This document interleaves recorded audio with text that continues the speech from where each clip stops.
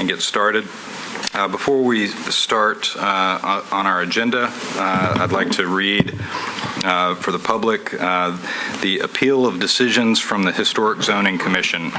In that case, pursuant to the provisions of the Metro Code of Laws, notice is hereby given that a final hearing before this commission is appealable to the Chancery Court of Davidson County or the Circuit Court of Davidson County via a statutory writ of cert.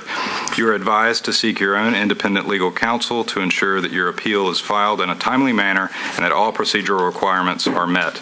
You should also seek independent legal advice regarding the applicability of the writ of cert to the specific decision of the Historic Zoning Commission.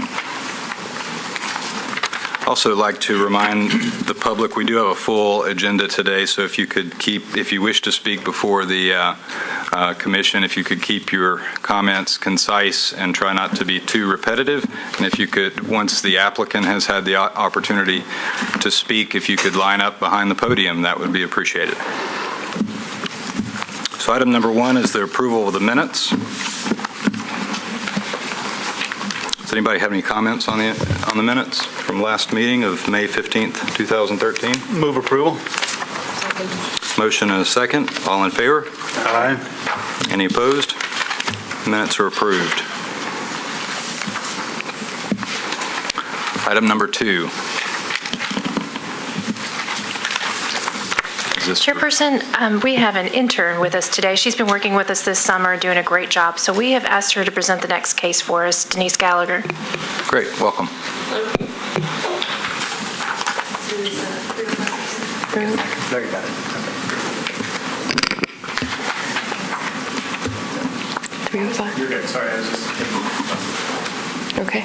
I think there is one slide. Mm-hmm. It should be at the very beginning. Working sign. Whoops. That's it. Sorry. Here we are. All right. The Hall Harding McCampbell House is a 2-story brick house believed to have been constructed around 1805 by William Hall. It was listed on the National Register of Historic Places in 2009 as a good example of the federal style in Nashville and Davidson County. The nomination states that few houses of this age exist in Davidson County. Because the property is listed on the National Register of Historic Places, designation as a local historic landmark zoning overlay meets the requirements of the ordinance for designation. Staff suggests that the MHZC recommend Metro Council's approval of 305 Kent Road as a historic landmark overlay and adoption of the current historic landmark design guidelines for this property. And that's it. Any questions for staff? We have public hearing. We'll open the public hearing. Is the applicant here? If not, is there anyone here to speak either in favor or against item number 2? If not, we'll close the public hearing. Any questions for staff or a motion?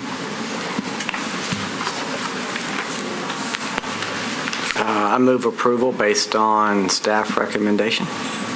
Second.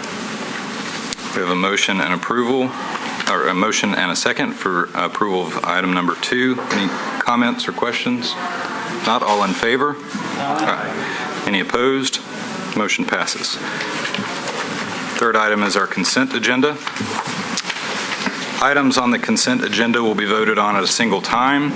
No individual public hearing will be held, nor will the commission debate these items unless a member of the audience or the commission requests that the item be removed from the consent agenda. The first item on the consent agenda is 1733 4th Avenue North. That's an application for an addition. Next is 3605 Meadowbrook, which is an application for an addition. 1814 Beechwood Avenue is an application for outbuildings. 109 Evander Street, I believe, has been pulled from the consent agenda. Is that going to be pulled? No. Okay, I'm sorry. I apologize for that. So 109 Evander Street is on the consent agenda and is an application for an addition. 314 Greenway is an application for an outbuilding. Oh, I'm sorry, here's the one that was pulled. 1306 Edgewood Place is an application for an outbuilding, but I believe the applicant would like to speak to you about that, so that's going to be pulled from the consent agenda and addressed independently. 1715 Sweetbriar is an application for solar panels on the front facade, on the front roof slope. 1812 Beechwood. Just one quick clarification. Yes, The sure. agenda says 716 Sweetbriar. Let me just check the folder. It's not two separate cases. Is that right? It is, the PowerPoint is incorrect. It is 1716 Sweetbriar. Thank you. 1812 Beechwood Avenue is an application for a setback reduction. 1817 4th Avenue North is an application for an addition. 315 South 11th Street is an application for an addition that's primarily side dormers. 3713 Richland Avenue is an application for an addition and for a setback reduction. 1624 16th Avenue South is an application for an addition. 2002 20th Avenue South is an application for an addition. 1505 Elmwood Place is an application for an addition. 906 Manila Avenue is an application for infill construction. 1812 Boscobel Street and 1814 Boscobel Street, two separate projects, but both applications for infill. And 1630 Douglas Avenue is an application for infill.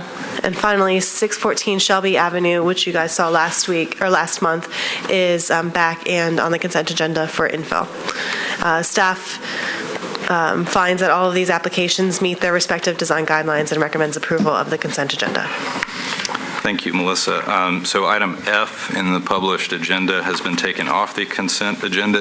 Are there any other items listed on the consent agenda that anyone from the audience or the commission would like to take off consent agenda? If not, do I have a motion to approve the consent agenda? I have a quick question for staff. I don't remember, maybe I just hadn't been paying attention, new construction being on consent agenda. Is that unusual or usual? It is unusual. We really would like to have all of them under new business because we figure something that's a whole new building is worth a little bit of discussion.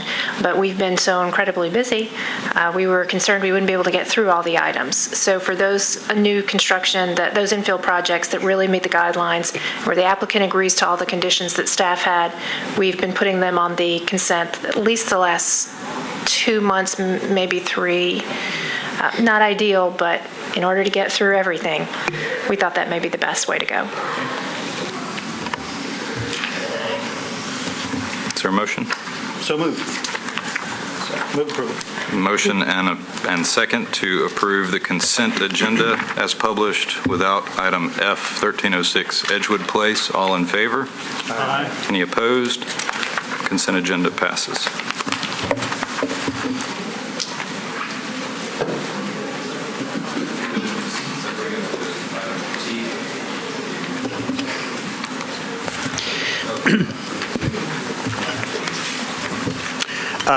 We'll let you lead the show Oh, from here. okay. 1306. This is that item that was pulled from consent. We'll move that up to the first item of new business. And that's 1306 Edgewood Place. The house is a 1.5-story frame house constructed circa 1910. It has a mix of craftsman and Victorian architectural features, and because of the style, or the architectural features, I should say, and the date of construction, it's considered to be a contributing house in the overlay. And the applicant is proposing to demolish an existing non-contributing outbuilding and construct a new outbuilding in its place. Here's a photograph of the existing outbuilding, which, as I said, does not contribute to the character. It's not significant, and demolition of the outbuilding meets the design guidelines for demolition. This is just another view of the existing garage, but the new building will be in roughly the same location. And the new building will be a 1.5-story, 2-car garage in the left rear corner of the property, replacing that non-contributing building. The roof will be a side-oriented gable with a ridge height of 24 feet and eaves at 11 feet. The footprint will be 665 square feet in area, with the primary front wall being 25 feet wide, with the height being shorter than the house by at least 4 feet, and the footprint of the outbuilding being about a third of that of the house. The outbuilding will be subordinate to the primary building, and it does meet the guidelines for height, scale, and setbacks. And the materials are also appropriate. They include cement fiber siding, asphalt shingle roof, wood windows, and trim. And the window pattern in that upper dormer and the pedestrian door on the front are consistent with those found on historic accessory buildings, but staff finds that the front-facing vehicle door, it's an 18-foot wide double door, is not appropriate. This type of large opening is not compatible with the proportion and rhythm of openings found on historic accessory buildings. In the past, the commission has required that double doors be separated into two separate single-bay doors. On instances where the garage doors would face the street. The alley elevation in the rear is not an issue. Staff recommends approval of the proposed new building with a condition that the double door on the garage front face is changed to two doors. Meeting that condition, staff finds that the application would meet the applicable sections of the Lockland Springs East End Neighborhood Conservation Zoning Overlay Design Guidelines.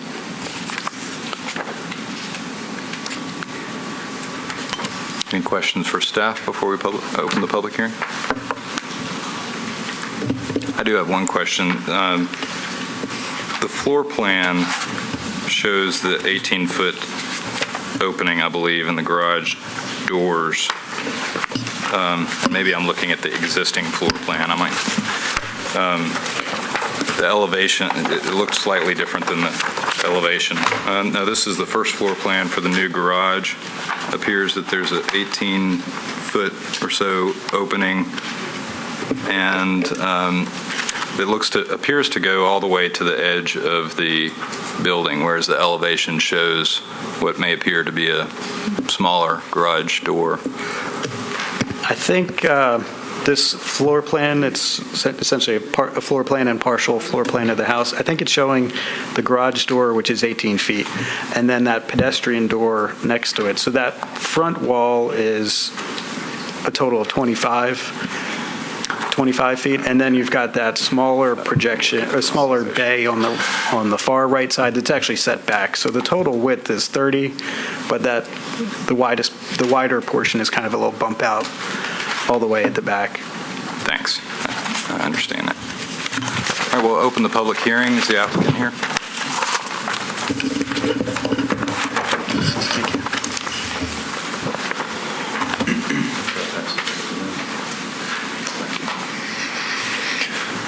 Okay, I'm Preston Quirk, architect with Quirk Designs, architect for this project. Project was recommended for the consent agenda, and it's probably rare for an architect to pull a project off consent, but this item's important enough to my client that I wanted to come talk to you about it. I have some pictures being passed out. There are three views, one straight down the driveway looking at the existing garage, another one that is from just slightly to the left of that. There is a fence down that left property line, and there's a fair amount of shrubbery down that line right now as well.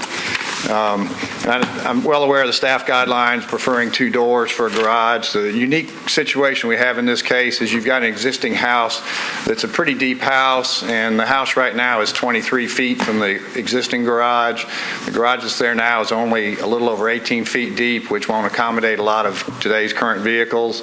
Mr. Sneed has a truck that's about 19 and a half feet long, so we're trying to do a 23-foot garage so he's got room to walk around in front and behind it. In doing that, we end up with the new garage being about 18 feet off the back of the house, which works well for the left-hand bay, but to try and come in from the front and pull into the right-hand bay would be very difficult with two doors. We're afraid that that post would be damaged for sure, pulling in there, even being careful. So, the single door or two single doors are just not really practical in this case if we're trying to access both bays from the front, which is what they'd like to do. And the pictures I passed out, I took the pictures just to show you that if you look down that driveway, all you're ever really going to see is about half the garage anyways because of the house and the fence beside it. So I think if we had two single doors, the average person's not even going to perceive that unless they were to go down the driveway. So I'm just asking in this case that because of the unusual conditions of the deeper house and we have a fairly shallow backyard that we'd be allowed to put a double width door on the front side of this garage. With that, I'll take any questions there are from the commission. Thank you. Any questions for the applicant? So staff, you're recommending not to have a double door on the front, but it's okay to keep the one in the rear? Is that? Yeah, the rear elevation being not visible from the right-of-way, it's the window pattern or door pattern there is not a huge concern for us. Is there any delineation you could add to the door to make it look more? I noticed I showed a fairly simple door on there. There are a lot of doors that, are double width doors, but kind of look like two doors joined in the center, and I think we certainly could pick that type of door for this. No objection to doing that at all. Any other questions for the applicant? Thank you. If there's anyone else here that would like to speak in favor or in opposition to the application, please step up to the mic. Seeing none, I'll close the public hearing. Questions or comments?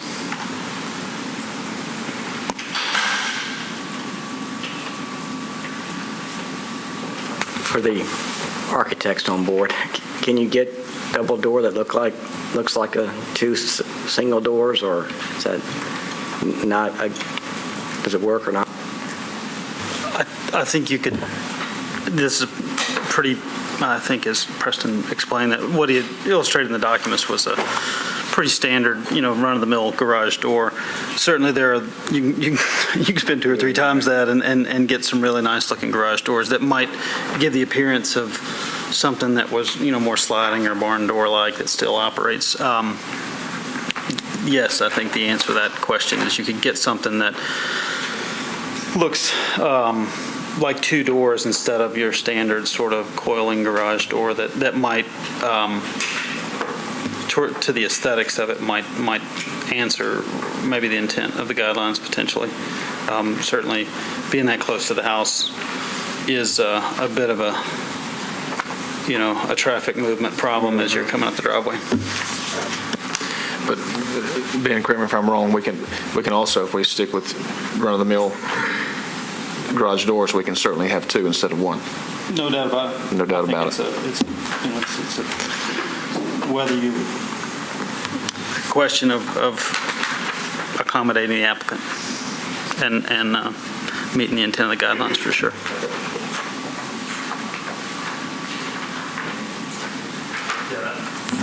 My explanation was not an endorsement of the single garage door, but yet whether the product is available. I have a question for staff, and sorry, you may have already covered this, but we often distinguish between what specifically the guidelines state versus what the past precedents or historically how this commission has acted.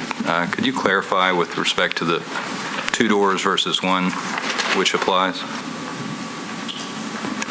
Following the guideline, which is 2B7, and of course, essentially precedent that the Commission's approvals over years.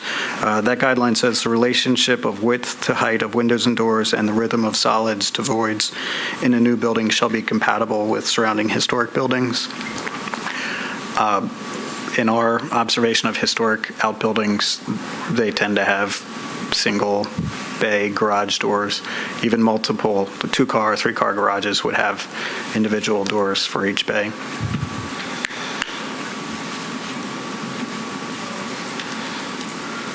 Any other questions, comments, motion?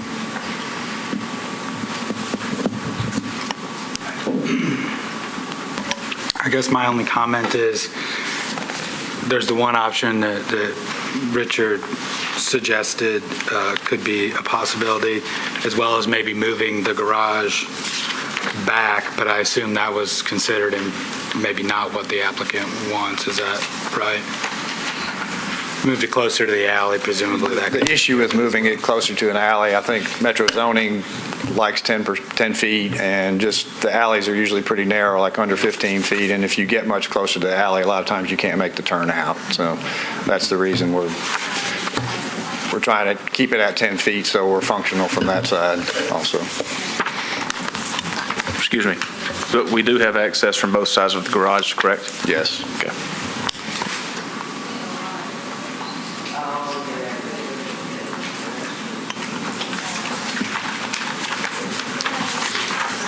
Is there a motion?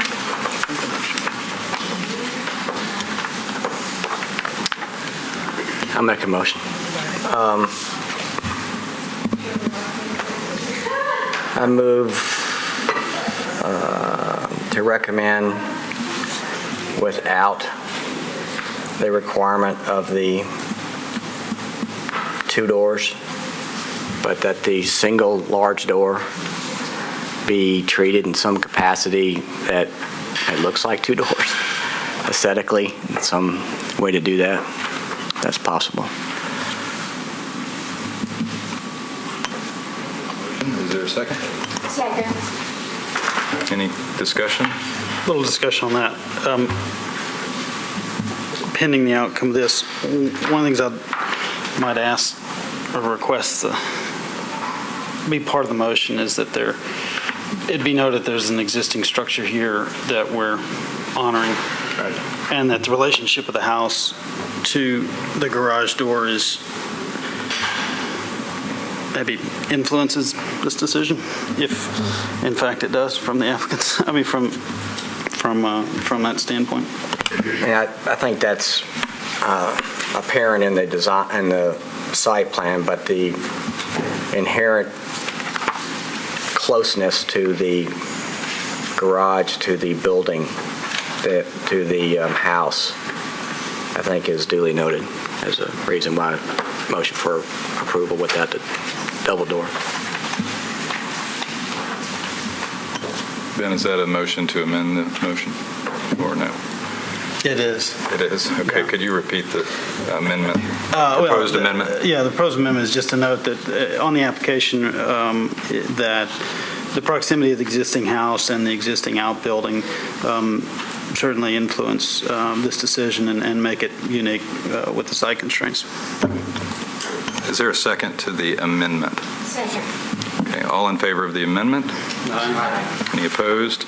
So okay, we have 1 nay. So the motion to amend the motion passes.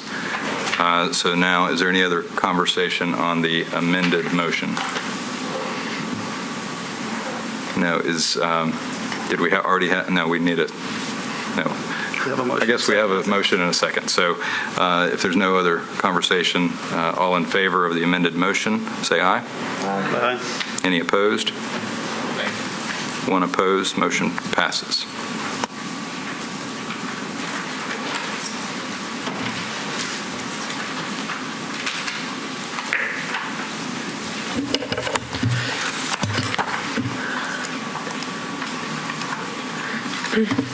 The next application is 1906 Holly Street, and that's an application for an addition. 1906 Holly Street is a 1-story house with a gabled L form constructed circa 1920. The applicant is proposing to construct a 2-story addition to this 1-story house. The new addition will be taller than the historic structure and requires the removal of portions of the existing house, roof, and a chimney. Staff is recommending disapproval of the project, finding that the height, scale, roof shape, and proportion and rhythm of openings do not meet Section 2B of the design guidelines. Just for some background information on the structure. The top 2 photos show that on the left side of the house, behind the gable, is a 1-story addition that is not original to the house. It does not appear in its current form in the 1986 photo, which is the photograph on the left. In addition, the foundation material for that portion of the house does not match the foundation material for the rest of the house. The 2 bottom photos show that on the right, behind the side bay, is the back part of the gabled L. It is believed that this portion of the house was reconstructed after a fire in 2003. It is not known how much of this portion of the house is original and how much was reconstructed. The foundation material matches that of the rest of the historic house, but the roof framing for that portion of the house is new. Here are the site plan and the roof plan. The applicant proposes to construct an addition on top of the existing back portion of the house and to increase the footprint of the house by about 24 feet. As the roof plan shows, the proposed addition will necessitate the removal of significant portions of the original roof form, particularly on the right side of the house. The proposed addition will stack up on top of several feet of the front-facing gable and on the roof of the right bay. These portions of the historic roof should be preserved, and any new structure should be constructed behind these roof forms. On the left side, because the addition will not step in the recommended 2 feet from the back slope of the gabled roof form, the historic roof form will be negatively impacted. The addition will have a 3-sided hipped roof. While hipped roofs are recommended when an addition is proposed to be taller than the historic structure in order to minimize its visibility, in this instance, the location of the addition so close to the front of the house makes the roof form inappropriate. Here is the front facade. The proposed addition is designed to be 4 feet taller than the historic structure. The portion of the roof that faces the front and the sides will be hipped. You can see here in the elevation how the roof will stack up on top of the right side bay. The design guidelines state that an addition can be up to 4 feet taller than the historic structure when the taller portion of the addition is at least 40 feet behind the front of the house and the taller portion of the addition steps in appropriately. And this is the left elevation. The addition ties into the back slope of the house at a point just below the ridge of the house. The addition is 4 feet taller than the house at a point that is just 21 feet from the front facade, which is significantly less than the 40 feet the design guidelines ask for. The addition also does not step in from the side walls of the house. Typically, the commission has required that two-stories addition step in at least 2 feet from the roof and the side walls of the house. The addition in this case will be constructed, or is proposed to be constructed, on top of the existing non-historic rear portion of the house. Also on this facade, staff finds that the windows that meet the historic proportions of being generally twice as tall as they are wide are needed towards the front of the addition. In addition, this facade should have window openings of at least 4 square feet every 8 to 10 feet.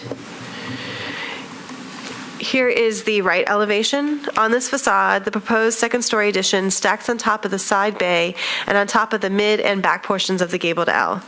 The addition does not step in from the right side walls of the house. It stepped in from the bay, but not from the main form of the right side wall. Here is the rear elevation. The rear elevation will have a gabled form.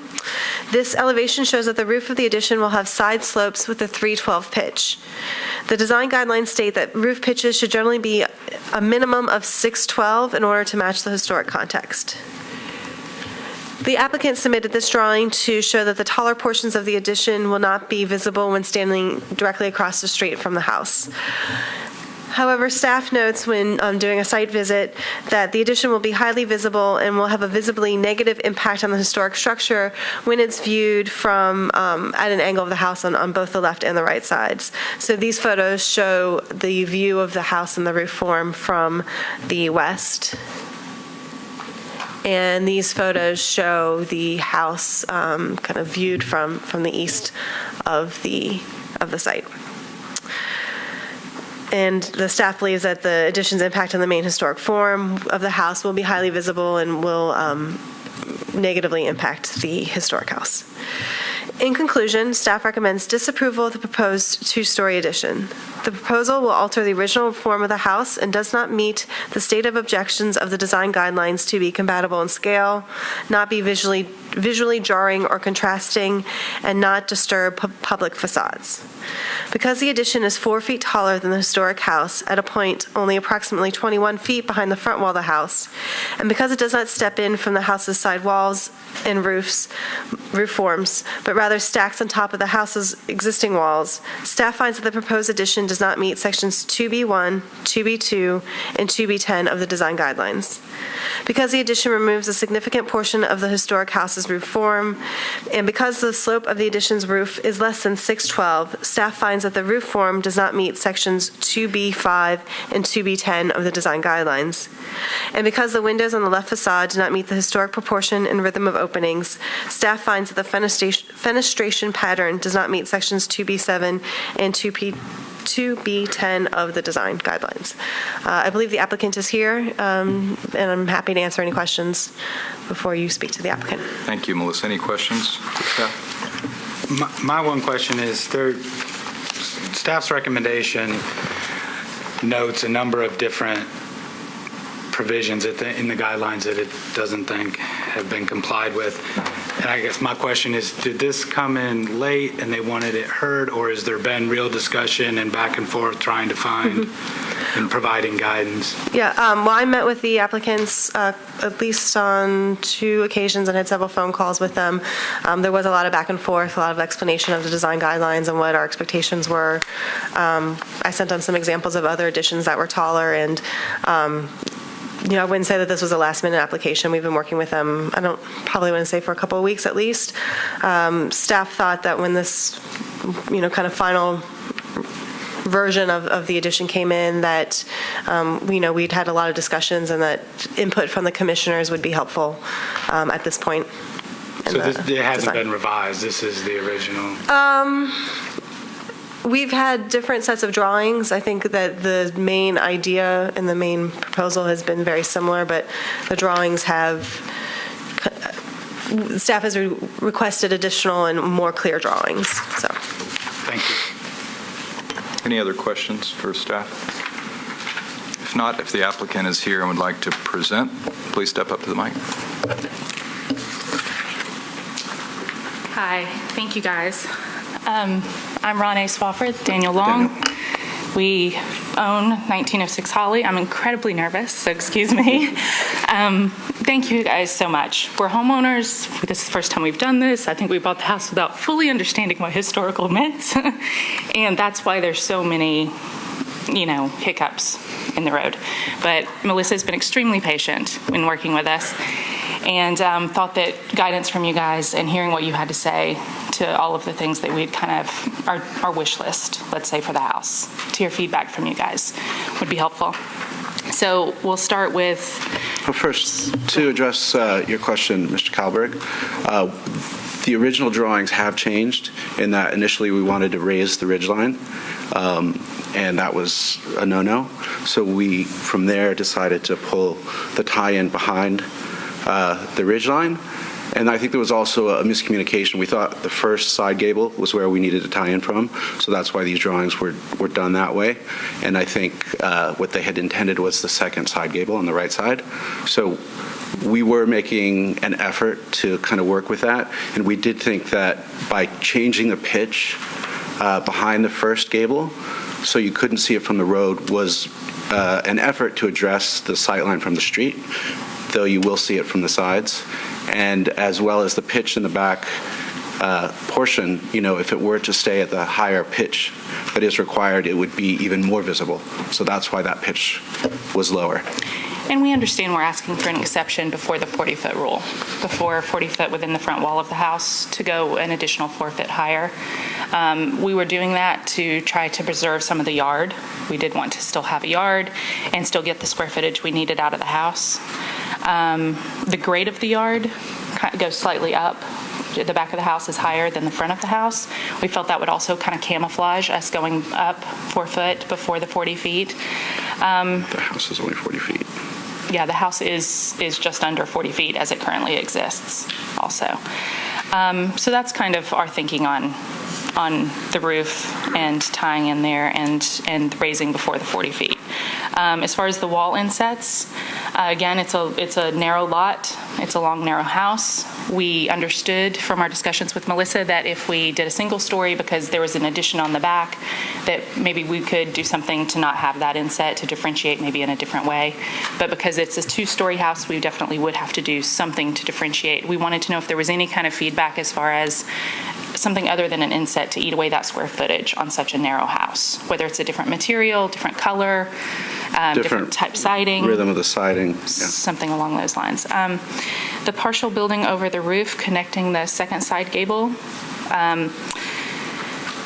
we intend to leave the facade of that side gable, but yes, build over it. And so that we can have the interior of the house there on the inside. But that bay window will stay existing. The gable peak will stay existing, and then just inside of that to build over over that area. As far as the rhythm of the windows, we agree the windows need to be reworked, and we're happy to comply with the suggestions of historical staff. Yeah. Quite a bit. That's a lot, and I know we're asking a lot, but we really just want your feedback and your guidance. So thank you guys for your time. We really appreciate it.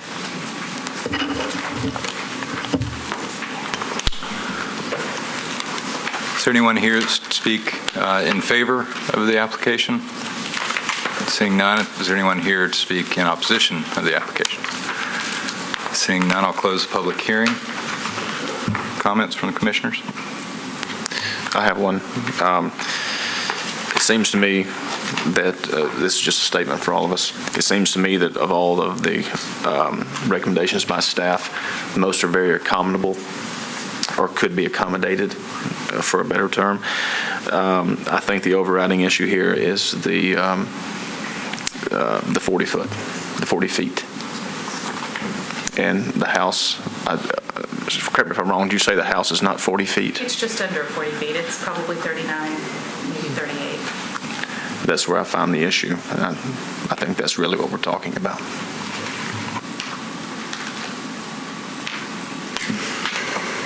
Other comments?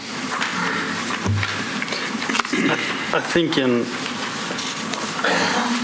big picture, Sam, I'll agree that that's a significant one, just in terms of overall form and scale in relationship to the addition to the other. But one of the things that, just in looking at the documents and trying to draw some clarity from those as to what the end product will be, it's difficult, especially with the roof plan.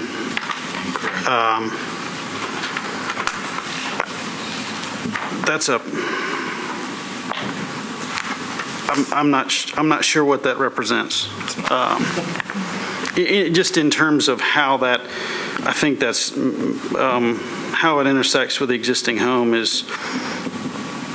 I think it's hopeful in terms of what this new structure will do, or how it interacts with the existing structure. Or it's hopeful, and it's a little difficult to understand what it's going to look like, and that's one for me that I'm having trouble with differentiating that on the documents.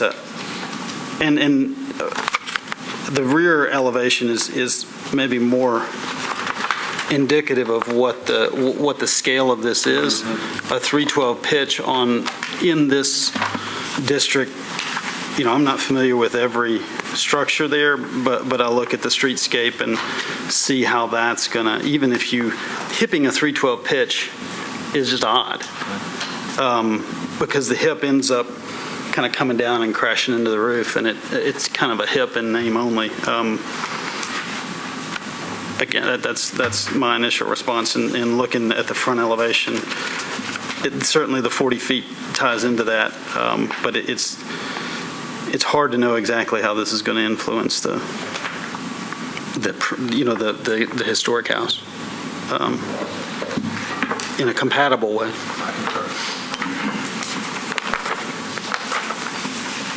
Other comments?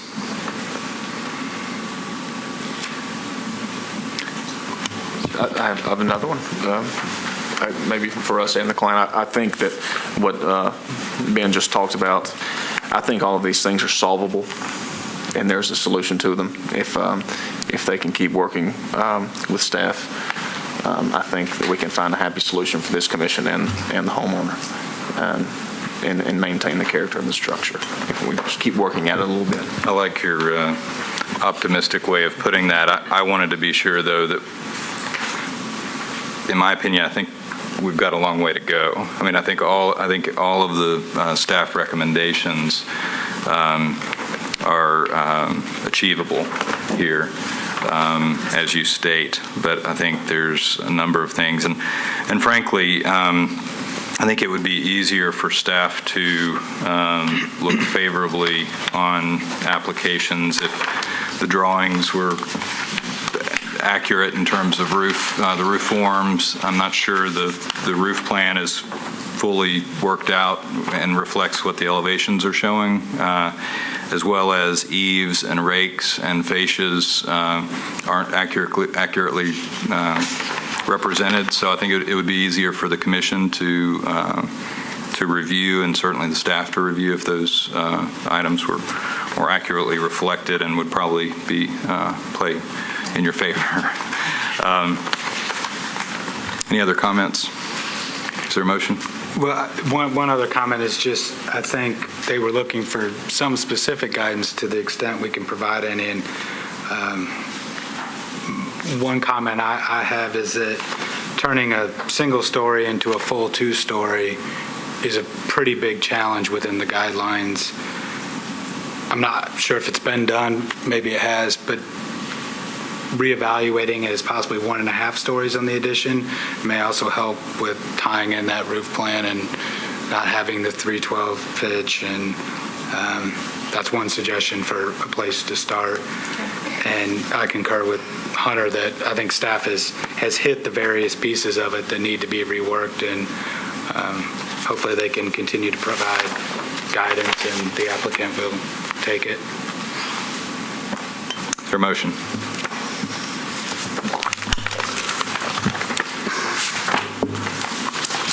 I want to give them the opportunity to refer to the next, or, well, I guess it's going to require a new application. That's the way we go anyway, right? It won't change, whether it's a deferral or disapproval, it won't change the process or slow down the process from their perspective, or require an additional application fee. Okay.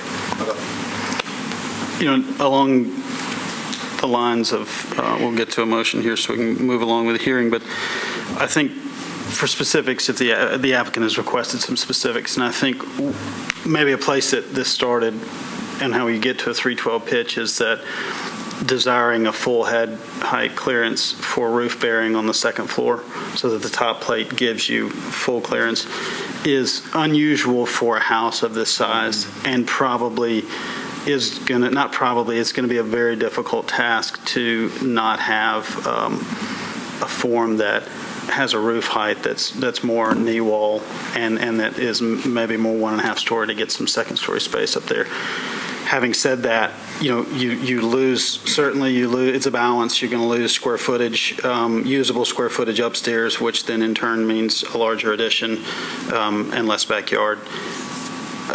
We're not property owners, not that those are the difficult choices I think you have to make, and certainly we're not in a position to make those choices for you. But I do feel like additions in this that have been approved in the Laughlin Springs East End neighborhood, those that have been approved and tend to be successful in meeting the intent of the guidelines and meeting specifically the guidelines, that would be a great place to start on a rear addition, is to consider a 1.5 story addition, which is right along the lines. But that means a steeper roof slope and possibly an orientation of space upstairs that would be beginning anew in terms of a floor plan and how the stairs come up and all those things. We don't have any dictates or any influence over what happens to the second floor, but what the inside generates to the outside to looking like is certainly those things are hand in glove. So if that is helpful, that might be one way to do it. And also a consideration of paying attention to the front of the house, in that the way that the roof line is broken up, that there are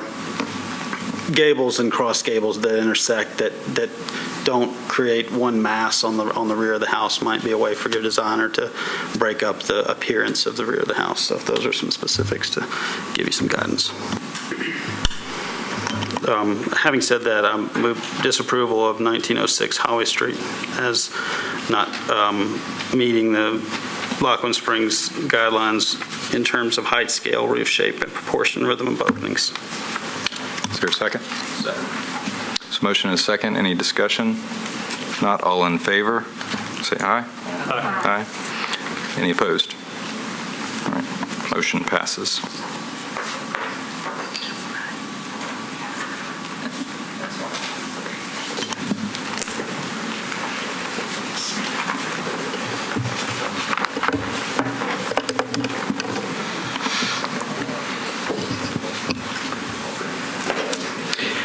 The next item of business is 126 Blackburn Avenue. The house is a Cape Cod style house built circa 1949. Because of several alterations to the building before the designation of the overlay, it has lost any contributing status or lost its historic integrity and is considered non-contributing. The construction of these front dormers, these dormers are not original. They were actually approved by the MHCC in 2005, and additional front alterations and rear additions were approved in 2009 and 2010. The current application has several components, some of which can be reviewed at staff level. So in order to sort of shorten your workload in this, we'll review those administratively. That includes additional front alterations and a rear screened porch. But before you today for consideration is the construction of a porte cochere side addition and a new detached outbuilding. The porte cochere will be on the right side of the house, covering a parking area. There's no rear alley, so it would be accessed and serving the existing front driveway. And it would be adjacent to, or at the rear, I guess, of one of the earlier side additions. The construction of that porte cochere would require a reduction of the side setback. Because the house is non-contributing and there are historic houses with porte cocheres in the neighborhood, this type of side addition could be appropriate. And on its own, the height and width of the porte cochere are compatible with the house.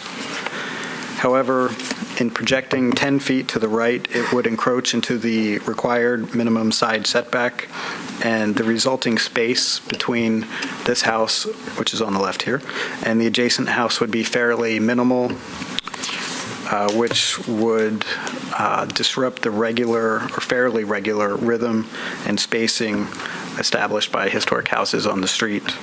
And as a result, staff finds that this would not meet guideline 2B1C, and for that reason, staff does not recommend approval of the porte cochere. The detached accessory building, or the detached outbuilding, is a one-car garage with a recreation room in the upper half story. Because of, due to the base zoning being RS10, a detached accessory building could not be used as a dwelling, which is okay because it's not the intended use. The garage will be 3 feet from that same side property line and 8 feet from the rear. This location is appropriate for an accessory building, and because it's at the rear, it will not have the effect on the street rhythm that the addition would have, being so much far forward. The outbuilding will be 16 feet wide along the front, and the roof ridge will be a front-oriented gable. The roof ridge height will be 20 feet.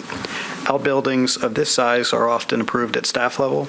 However, there is a hipped roof cupola atop the outbuilding that brings the total height to 25 feet. The design guidelines for this district state that the design of outbuildings should be utilitarian or reflect the character of the period of which the house to which it relates. And cupolas like the one proposed are commonly associated with Italianate, some Victorian and Greek revival styles, or with vernacular architectural or industrial buildings, and they're not typical of Cape Cod colonial revival styles.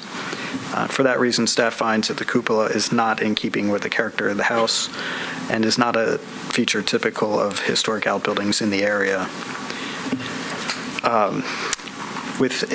Staff recommends approval of the proposed outbuilding with the condition that cupola be eliminated, and also for administrative approval of materials that aren't labeled on the drawings. And with those conditions, staff finds that the proposed outbuilding would meet the neighborhood design guidelines. Staff also recommends disapproval of the porte cochere, finding that the resulting setbacks and rhythm of spacing would not meet the design guidelines for new construction or additions in Belmead Links Triangle. Thank you, Sean. Are there any questions for staff? If not, is the applicant here? We'll open the public hearing.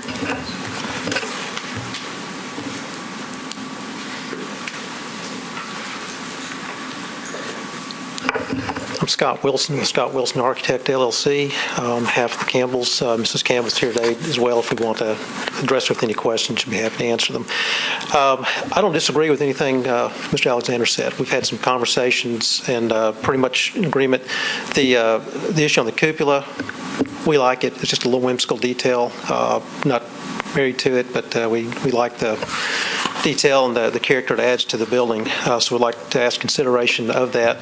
But more importantly, we want to talk about the porte cochere. And I apologize for not having enough to hand out to everybody, but I would like to, if we could pass that. And if everybody could look at the photo on the upper left as that comes around, it's a home on Primrose that shows a porte cochere very close to the adjacent building. I think probably close, it's a little bit behind, but very close to the building next door to it, which would be similar to what we've got, although we would be adjacent to the building next door. The homeowners have talked to some of the adjacent neighbors, including the one that would be adjacent to our driveway, and they had no reservations about it. They were in support of it. We don't have a letter for them, but they have been approached and talked to about it. The reason we're talking to is ask you to consider it. It does have an appropriate design. The materials are compatible with the house and the scale and other designs that you would see in the neighborhood. The only issue we're talking about is 2 feet for the side setback. The Campbells have small children, and there's really no place for them to unload their kids. If it's raining, they're going to be pulling the kids out of the car, as they do now, get wet and come in the building.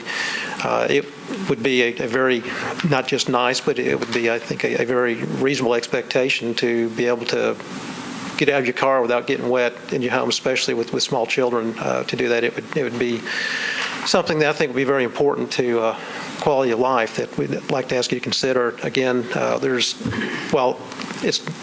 only one president. The president is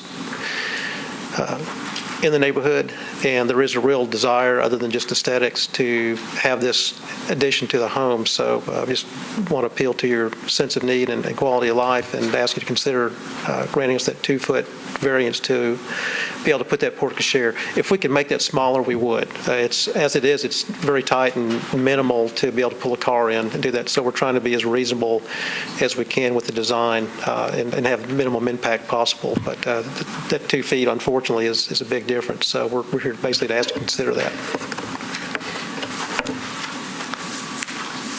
Thank you. Is there anyone else here that would like to speak in favor or in opposition to the application? If not, we'll close the public hearing.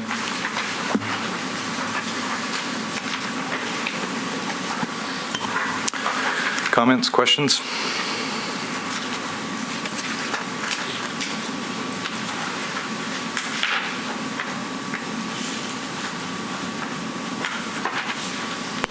Has staff seen these photographs, and could you respond to them? I'm familiar with the properties. The one on Primrose, I don't recall the address, but it's one that it's an infill or a recent infill that the commission approved 3-4 years ago. It, of course, does have a porte cochere, and it wasn't reviewed as a setback reduction. I don't think the commission had the authority to review setbacks. Whether or not it meets the setbacks, I just don't recall. That would have been something codes reviewed at the time, and I don't know if it met or didn't meet, and they just didn't catch it or what. And the other is on the same street across and down towards the other end of the street, and it's a porte cochere. The porte cochere, of course, as I said, I think would be compatible, but it's just the relationship and the distance between the two buildings. This lower picture, I think, is next to a park, so it sort of has infinite space next to it. Not suggesting that I would approve this, but it seems like these other examples, the neighbors' homes are pulled further back, whereas this neighbor's home is very close to the property line. I'm not really sure if that's an issue for us. I mean, is that why you think the other ones were granted, or they really weren't granted, they're just kind of there? I think that's probably it. They're just there. it looks like if you see the arrow is pointing where the porte cochere kind of would be, it would tuck in just to the side of what may, in all likelihood, be an earlier addition even before the overlay to this house. And then there's another likely addition to the adjacent house that was also done before the overlay. So they kind of got in that space first or something, I don't know. Last question, but what distance would you accept as being acceptable between the porte cochere and the property line? Well, if it could meet the existing setback of 5 feet, I think that would be sufficient.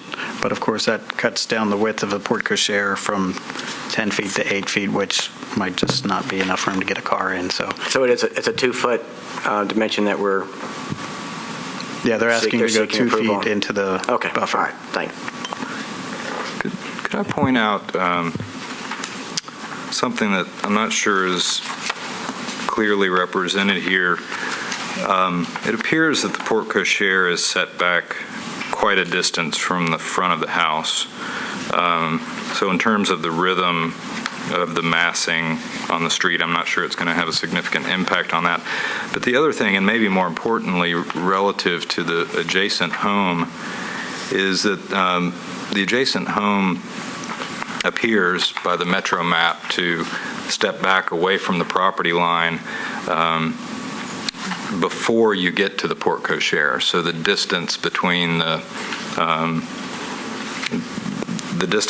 porte cochere and the existing home is going to be further than it would be if the porte cochere were closer to the street.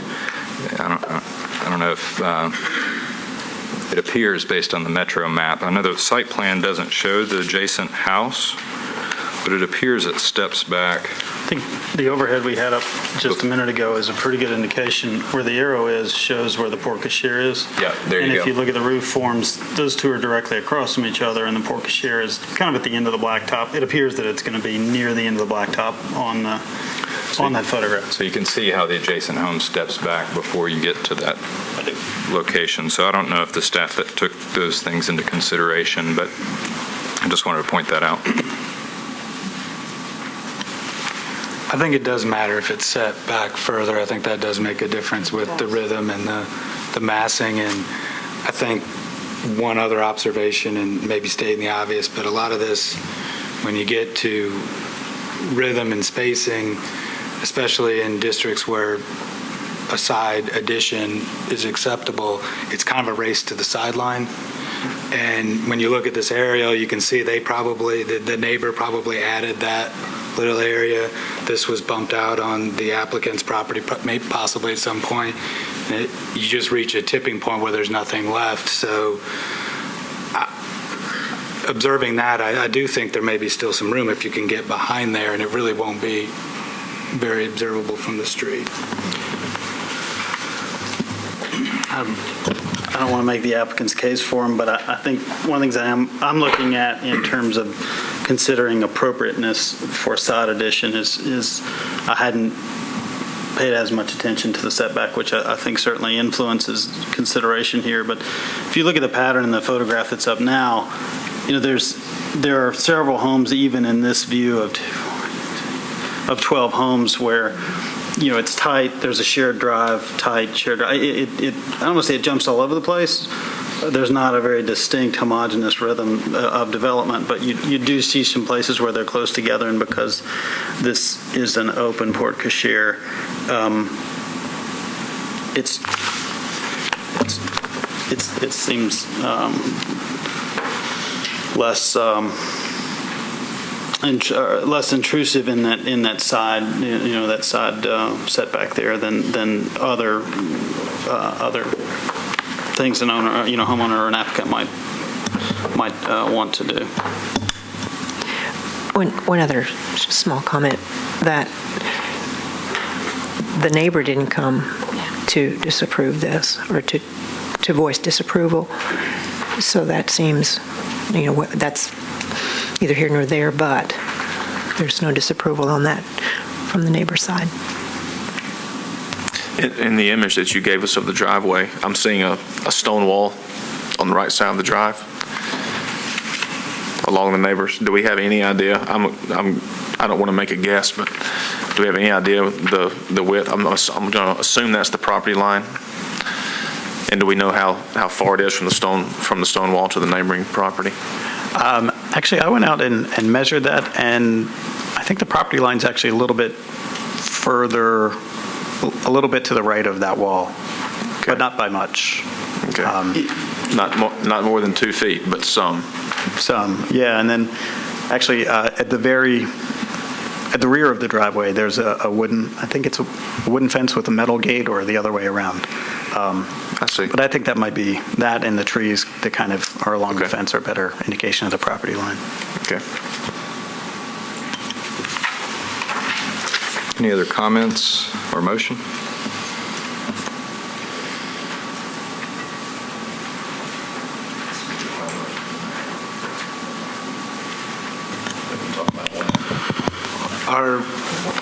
Are we comfortable that it is further set back than maybe it seemed at the beginning? I mean, it's trying to match up the pitch of the roof with this one.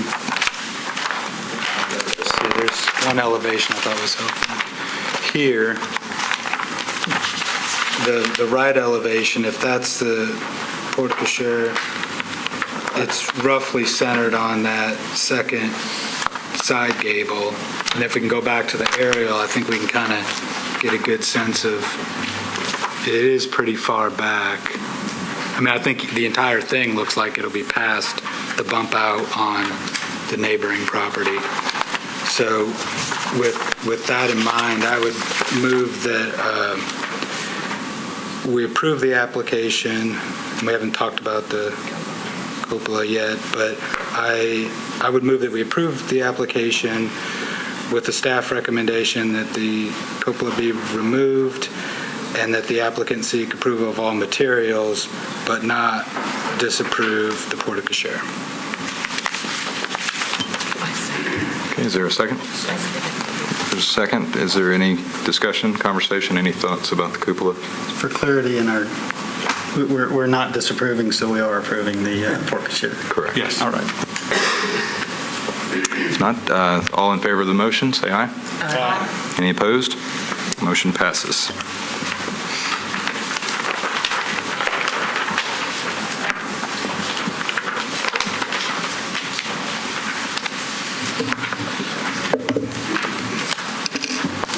For 1100 Fatherland Street, the applicant proposes a one-story mixed occupancy of 7,000 square feet on a vacant lot at the corner of Fatherland and South 11th Streets. The project meets the design guidelines in terms of height, setback, rhythm of spacing, the known materials, roof shape, orientation, and appurtenances. The corner building reads more residential in scale due to the type of materials and the window configuration. And so for this reason, staff finds that the design of the current corner building would provide a better transition from that commercial corner into that residential area, and so recommends flipping the two buildings. The majority of windows meet historic proportions with the exception of the 3 narrow windows within the paneled recesses on the side. And this type of window and window configuration is not seen historically, and they're located on a highly visible facade. So staff recommends that these windows be replaced with 1 or 2 windows that are more historically proportioned. Staff recommends approval with the conditions that the applicant obtain staff approval of bricks, windows, and doors. The cement fiber panels have a smooth finish. Utilities be located toward the rear of the lot or on the roof. The 2 buildings be flipped on the lot, and the tall, narrow windows on the right side be replaced with windows of more historic proportions. With these conditions, staff finds that the project meets the design guidelines for new construction in the Laughlin Springs East End Neighborhood Conservation Zoning Overlay. And the applicant is here if you have any questions. Any questions for staff? Robin, I don't quite follow the flip the units on the lot. Can you go through that again? Sure. It kind of looks like one building because of the connection, but it's really 2 different buildings. Can you go to like the site plan or It's on the end of the application. And the one that's on the corner has a more residential design based on the materials and the types of windows. So we thought it might make more sense to flip those 2 so that the brick building, the one with the more commercial storefront, be at the corner. Did that help? So the long one, you're going to put in the corner, and the shorter one you're going to put to the right. It doesn't necessarily still have to be the long one, but that type of look on the corner okay, is I'm with always. you. Okay. I mean, it could be done that way, it doesn't have to be done that way. I'm with you. So the aesthetic sides. Right.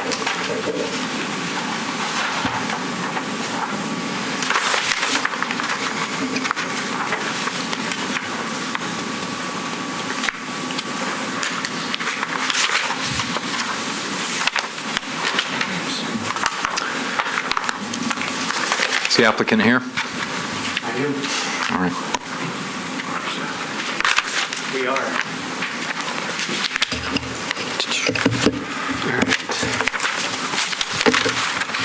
My name's Rich McCoy. I'm with REM3 Studio here in Nashville, and Mark and Patty Sanders are here, the owners of the property and the developers.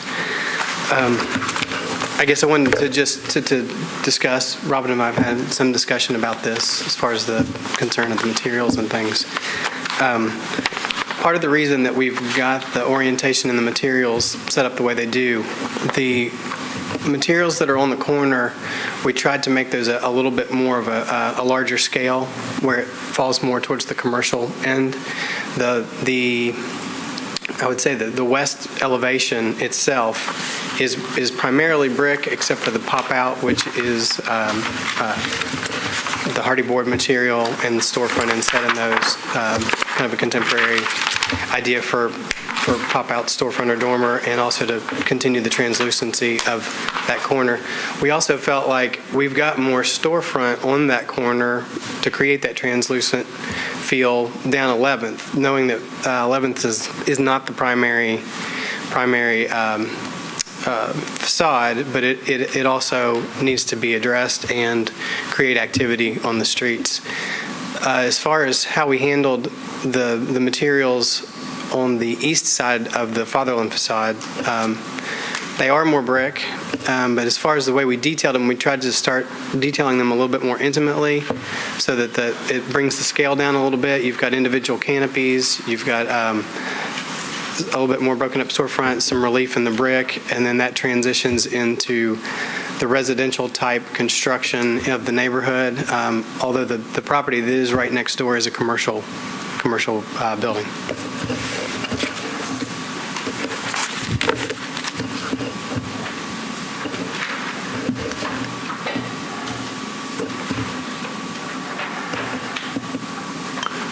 Any questions for the applicant? Thank you. Okay. Is there anyone here to speak in favor or in opposition of the application? Seeing none, we'll close the public hearing. Comments?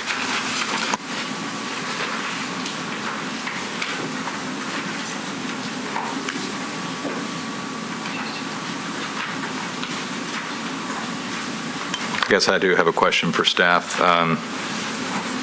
Could you go over again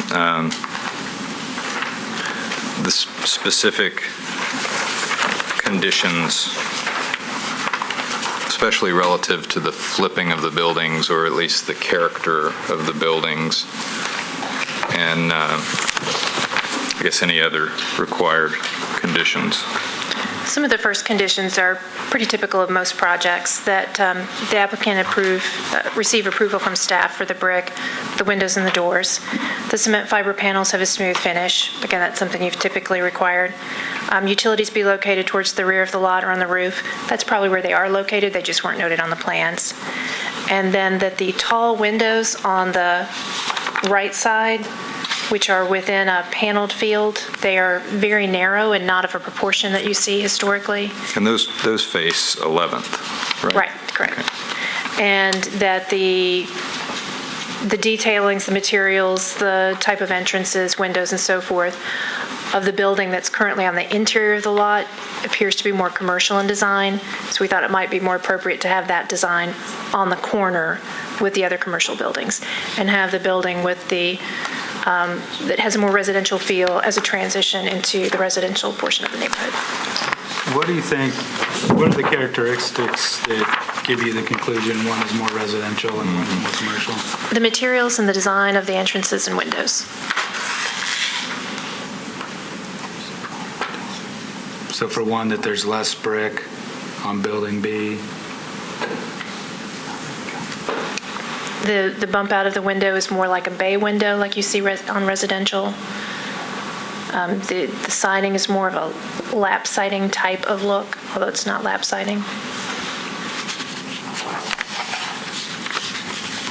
But it's basically all based on materiality. Materials For and the the most part. design of the windows and doors.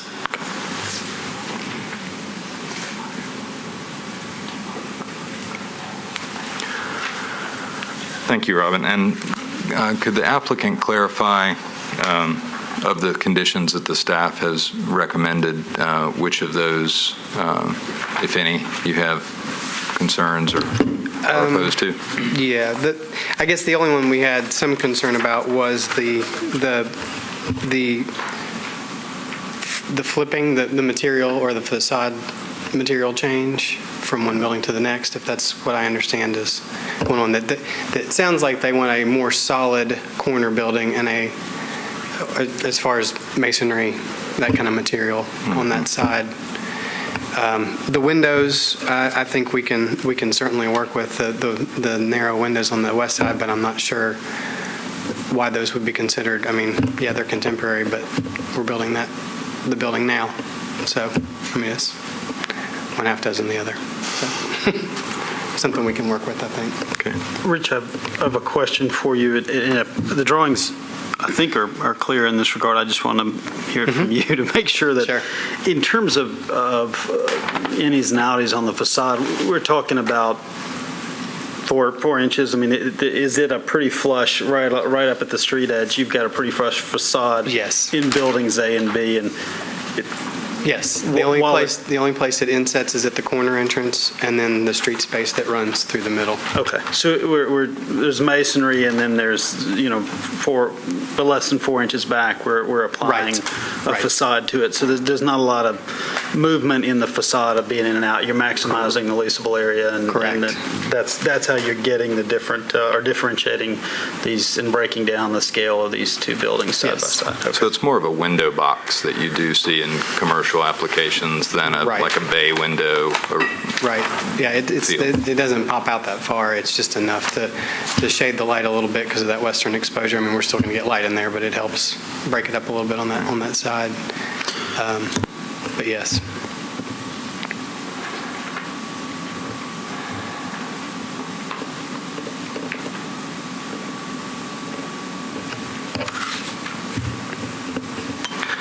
I guess to me, both of the buildings look very commercial and contemporary and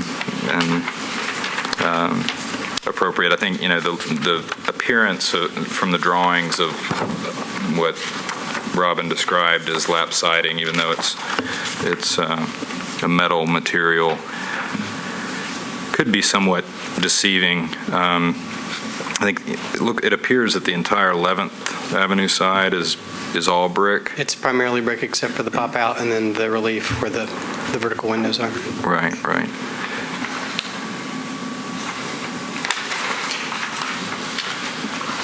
So the metal siding would, in your opinion, would the metal siding have a residential or commercial? The metal look? siding, there's only metal siding on the canopy. Okay. It's fiber cement everywhere else. Okay, I see. With the relief panel. Right, but it's an 18-inch. Yes. That was done on purpose to create a bigger scale to the material. Okay. I don't know, Hunter, I'm trying to understand what you said, but I'm having a hard time personally differentiating between the two. I don't really, maybe I just can't, I don't get it, but they seem very similar to me, or...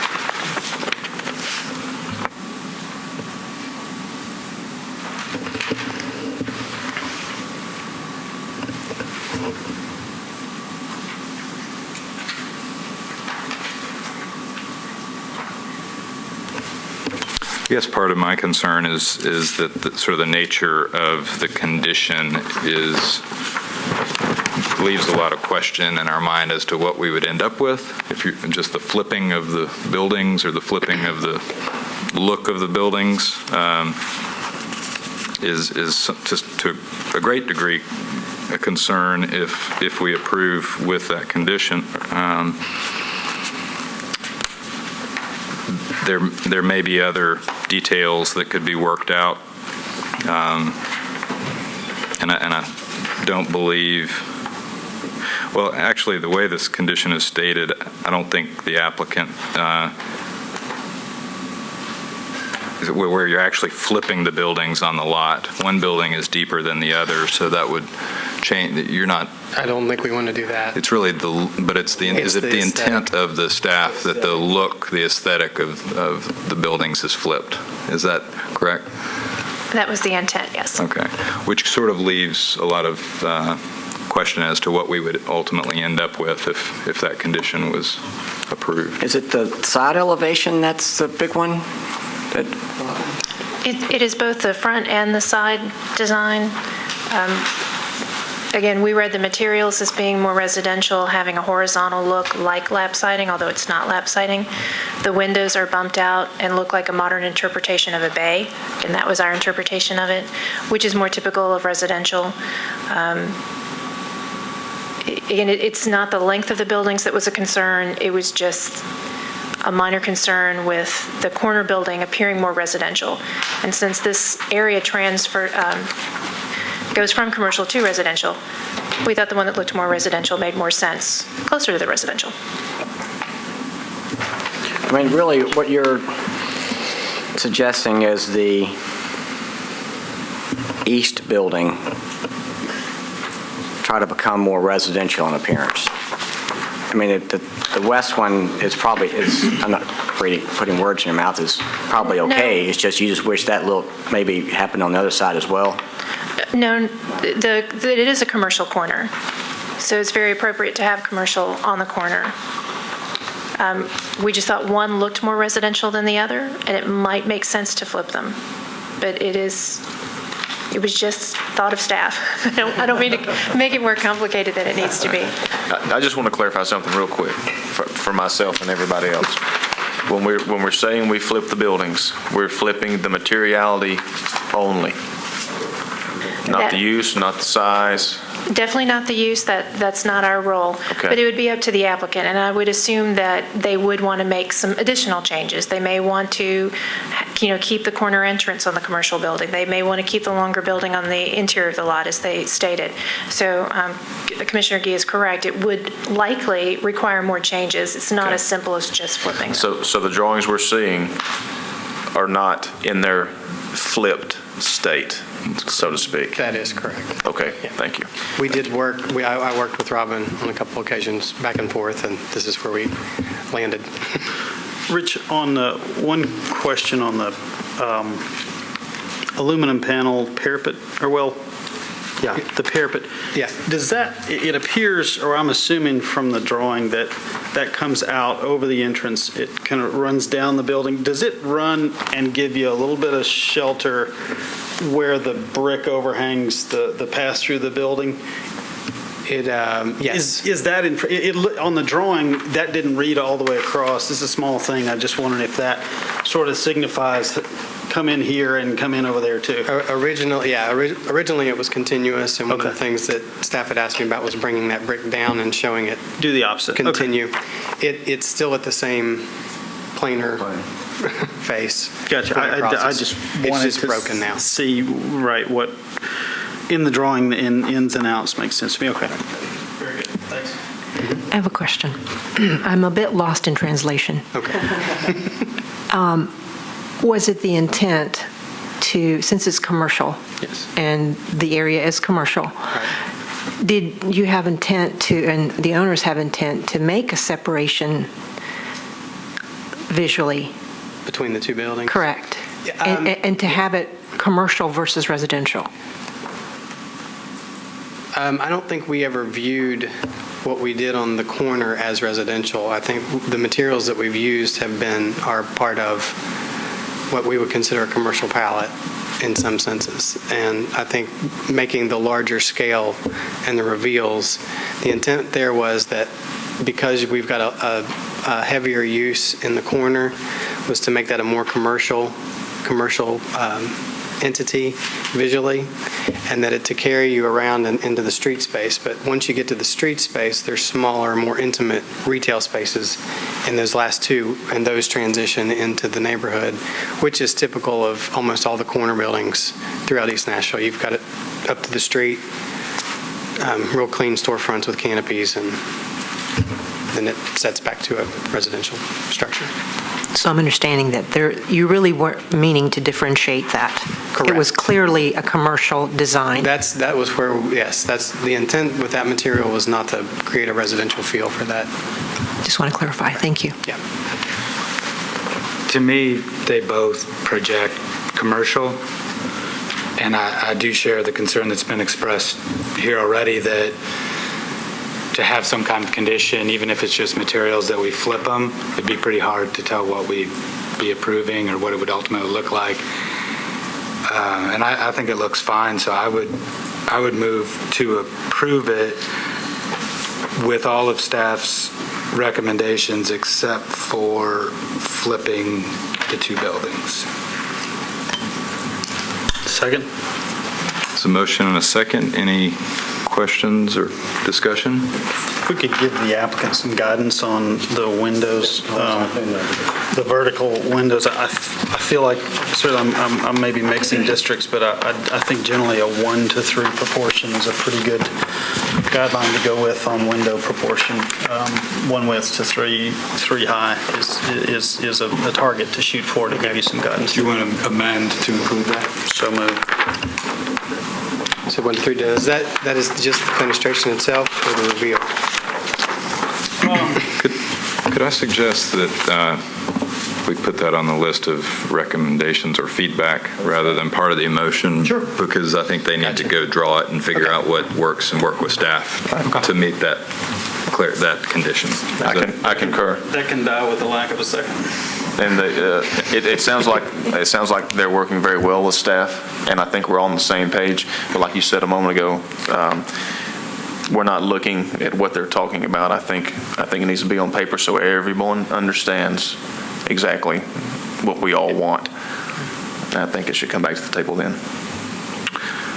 In drawings. If I could clarify, I think the motion is to eliminate the condition that requires the flipping.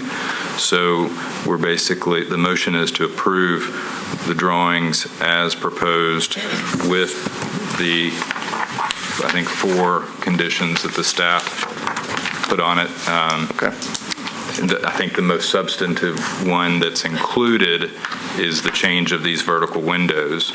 The one that's excluded is the flipping of the buildings. So I think it's the concern about not knowing what we're getting. This is what we're getting with the exception of the vertical 3 vertical windows. Okay. Does that help clarify? Clear enough. Okay. Any other discussion on the motion? All in favor, say aye. Aye. Any opposed? Thank you all very much.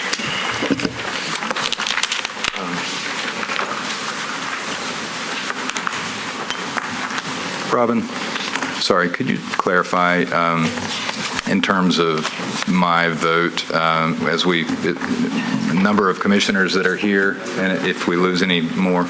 Yes, we need 4 concurring votes for a motion to pass. Okay, 4, okay. And if we only had 3, you could jump in and vote, and that may or may not change that to 4. Okay. If that makes Thank sense. you.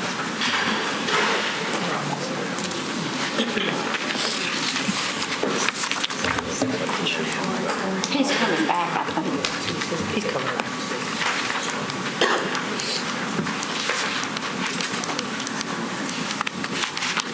Okay.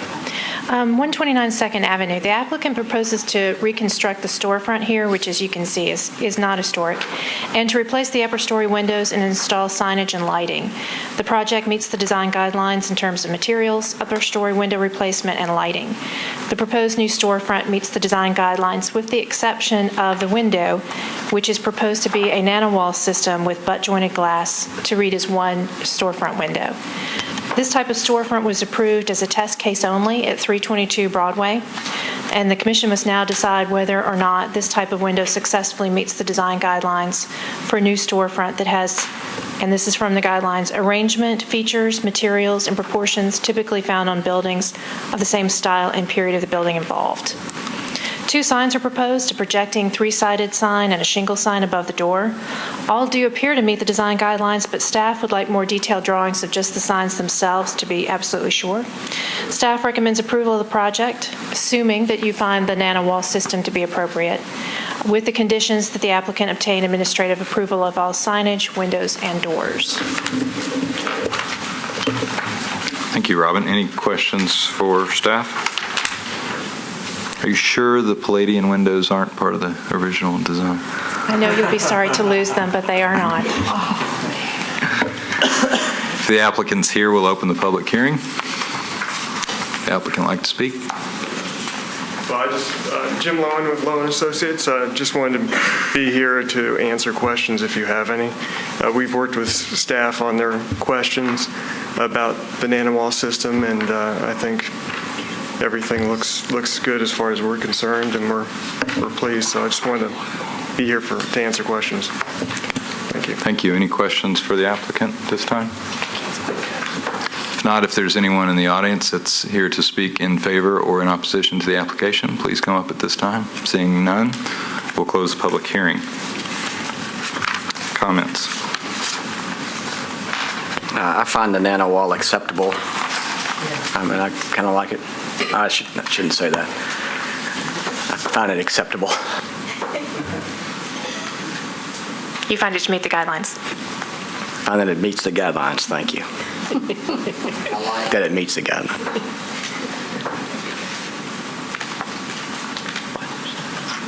In that regard, I move approval based on staff recommendations. Second. It's a motion and a second to approve. Any discussion? All in favor, say aye. Aye. Any opposed? 1 nay, so I need to vote. Is that right? There's 1 nay, 3 ayes and 1 nay. I'll vote. Yes, if there were not 4 concurring votes, then there will. Yeah.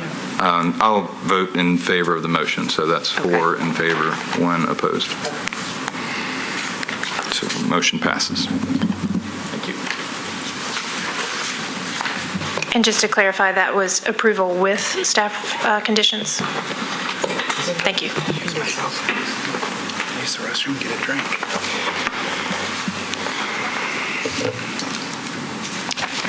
.316 Broadway. This project includes alterations and repairs of the existing building and signage as well.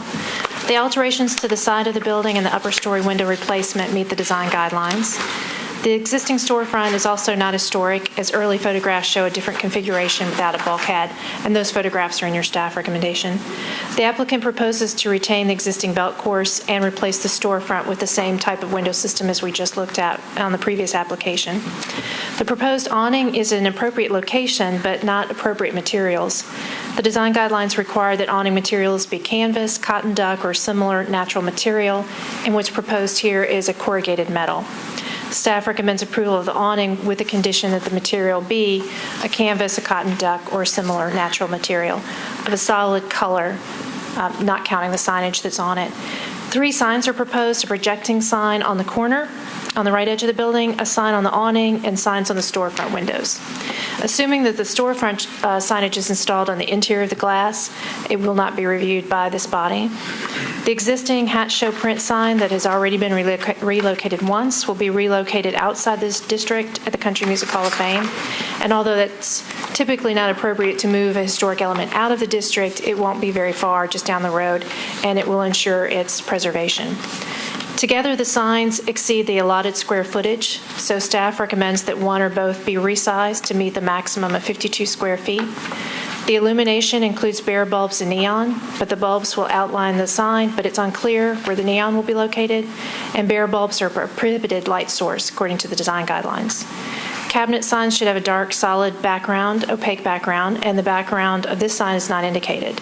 So staff recommends a detailed drawing of the sign so we know what's proposed. and the awning sign itself meets the design guidelines. So staff recommends approval with the conditions that the awning material be canvas, cotton duck, or similar natural material of a solid color. The total square footage of the two signs be reduced so that they do not exceed 52 square feet. The applicant obtain staff approval for signage and submit detailed drawings of both signs showing the location of neon, the background color, and how the awning sign will be adhered. The bare bulbs be removed or replaced with neon, and the applicant obtains staff approval of final window design and materials. With these conditions, the project meets the design guidelines. Thank you, Robin. Any questions for staff? If not, is the applicant here? We'll open the public hearing. Andrew Pulliam with the Innovations Group Architects. We've been working also with Robin primarily on the storefront approval of the NanoWall system and also the awning. In particular, in this case, we're aware that the requirement of the guidelines is a cotton duck material. However, the applicant's brand is tin roof, and they would like to appeal to the ability to be able to put a tin roof awning as part of their brand identity. If that is unacceptable to staff and the commission, they would be willing to forego the awning completely in order to move forward with the process. They're also willing to do all the necessary requirements to meet the signage guidelines. So light bulbs, neon, will all comply with staff requirements. Thank you. Any questions for the applicant? Thank you. Is there anyone here to speak in opposition or support of the application? Seeing none, we'll close the public hearing. Comments?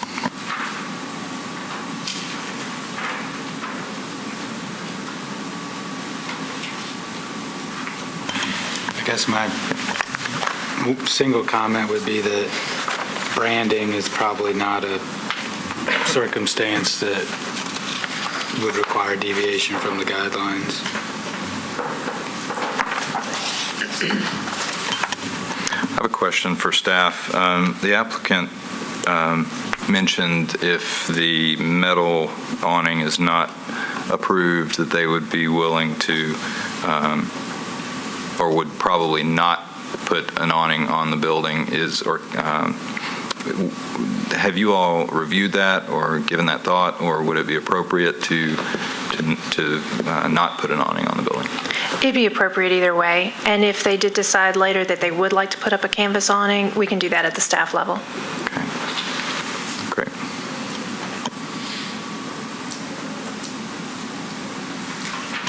Any other questions?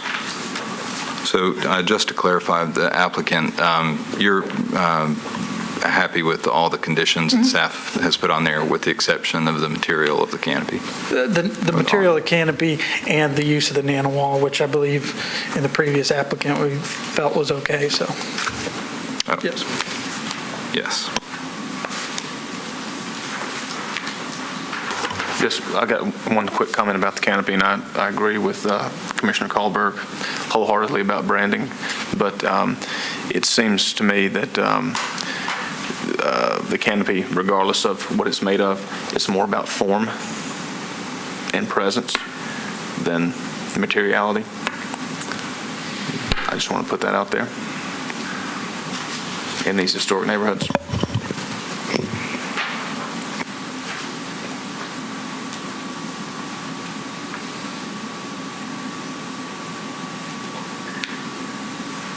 Any other comments or questions or a motion? Sorry, before we make a motion, anyone makes a motion, I do want to clarify with the staff. Staff recommendation doesn't state anything about the NanoWall. So approval of staff recommendation would include the approval of the NanoWall. Right, it is in the staff recommendation. I didn't clarify it in the presentation since you'd already approved it on the prior. Yep, thank you. Is there a motion? I'll make a motion that we approve the application based on staff recommendations, including the awning type not being metal. There's a motion and a second. Any discussion? Should we be clear, if this is what we want to do, to also give them the option of foregoing the awning altogether, so that's clear they don't have to actually have it? Or, I mean, is that right? It can't be a corrugated metal, so they could either have it Or not have it? in an appropriate material or not. So the absence of an awning wouldn't be in Would also violation of the permit? Correct. Thank you. So there's a motion and a second. Any other comments? Not all in favor, say aye. Aye. Any opposed? Motion passes.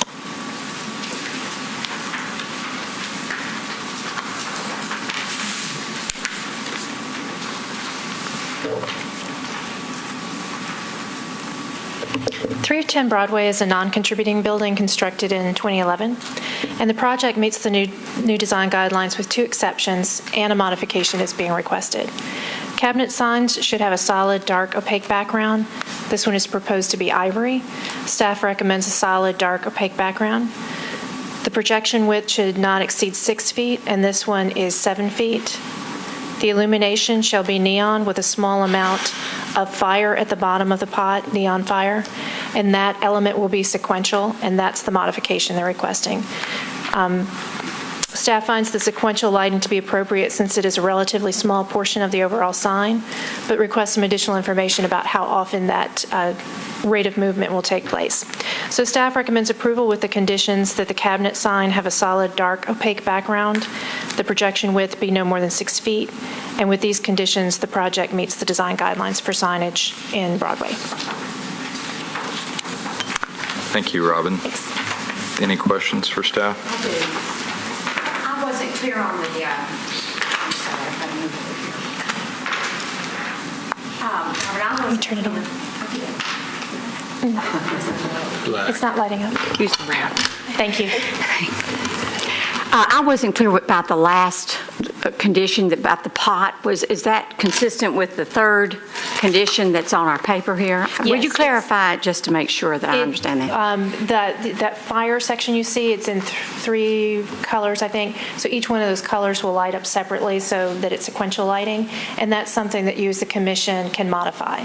The other things are against what the guideline says, and this is something that the guideline sets you up to allow as a modification. Okay, thank you.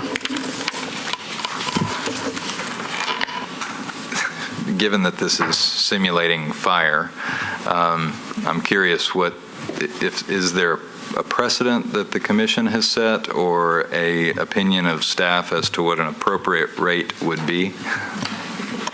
Some of the others that the same company has submitted, they have 3 speeds, and I believe it was 3, 5, and 6 seconds. And if that's the case, is Ryan here? Right. I'll let him answer that. My guess is it's probably going to be appropriate. My guess is they're not going to want it just flashing really fast. That's correct. I'm Ryan Taylor with Jocelyn Signs. She's absolutely correct. 3, we can make it meet pretty much anything you'd like. I think 3 seconds is maybe even a little bit too long, to be honest with you. I mean, 3 seconds is fairly long when you're watching a sign. So I would think something maybe 1 second would be more appropriate. 1 Mississippi. So you're looking for us to say 1 second? No, we just wanted a clarification on how often. And however, I guess the recommendation from staff is that we leave it to the staff to decide. If we want to make a recommendation as to the rate, we're able to do that. Is it something that the sign is designed so you can flip a switch to change the rate? So that you could let someone look at it and decide what looks right? It's kind of hard to visualize. Forgive me for not knowing exactly how the signs are made. That's probably something I should know. But I don't think that readily or easily changing them is an option. I think it would require a different transformer or something like that, whatever they're called or whatever that piece of equipment is called. Well, have there been any signs made like this by Jocelyn? Yes, we have. And so what would be the rate? Well, Margaritaville is one that we did, and it goes at maybe even a faster than 1 second pace. The letters light up sequentially and then all together. I would suggest it might be even as slow or as fast as half a second. Robin, on what basis, from the guidelines, would the staff be making that judgment? I mean, is there a standard that you would apply to all signs in the district, or is it a case-by-case depending on how big it is and how much of the movement there is? Can you help us understand I think it from would the definitely guidelines? be a case-by-case basis. He mentioned Margaritaville, and I think that's a good one. This is just a flame at the bottom of the pot, as opposed to almost the entire sign like Margaritaville is. I think it's more 2 to 3 seconds before the next one comes up. I've sat there and tried to time it, but it's kind of hard. Your brain doesn't work that well with the changing. So since this is such a small portion of the sign, if it is a little faster than Margaritaville, I would think that that would be appropriate.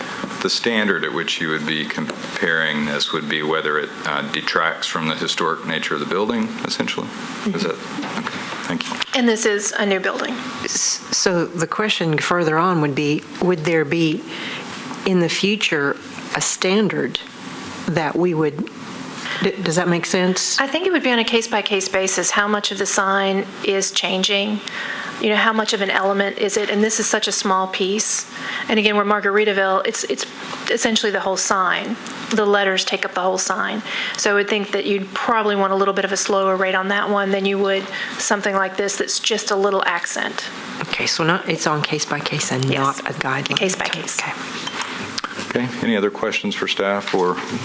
One quick one. Robin, did you say this was a new building? That's correct. It was built in 2011. Okay. I thought I knew this place. I'm sorry, I'm mistaken. So the standard may be not whether it detracts from the historic building, but from the district, since this is a district. Okay. Correct. Okay, thank you. Any other questions, comments, motion? I have some issues, if you don't mind, to sort of counter the staff recommendations. The internal there is no internal illumination in the cabinet itself, and therefore the opaque background requirement, we were hoping we could not adhere to that, because it would help make the letters Savannah's Candy Kitchen. That'll help pop that off of the background a little bit, especially at night. And then there's also the issue of the overall width from the building that the sign takes up. And while the sign itself is only 6'3" 1/4" it does come off 7 feet.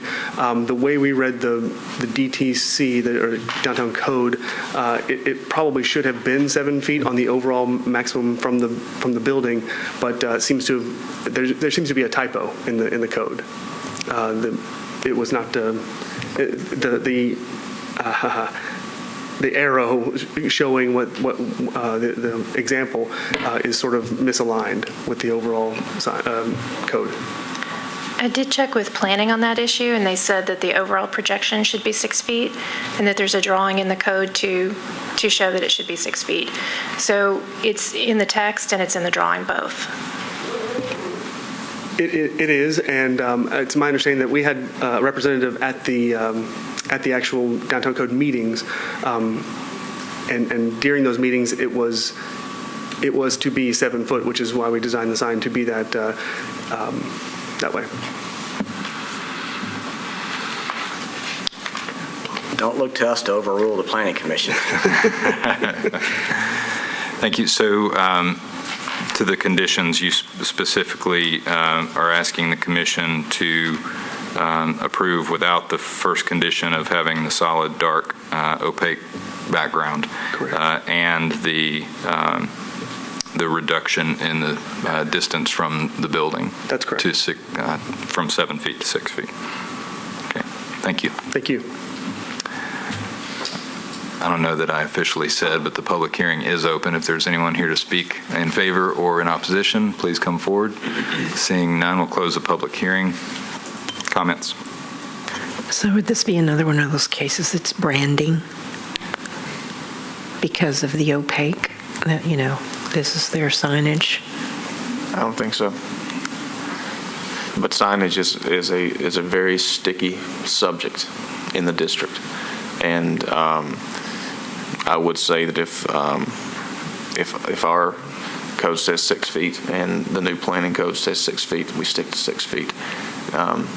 There are lots of arguments and a lot of money spent on signs, and that could be a Pandora's box we don't ever want to open under any circumstance. Commissioner Bell, if you don't mind, I'll jump in and answer your question. Initially, what they had wanted was sort of a faux wood background, so I don't think the ivory is a branding issue. They were actually trying to accommodate some requests from staff. And I agree, because it's not internally lit, the ivory color may be appropriate.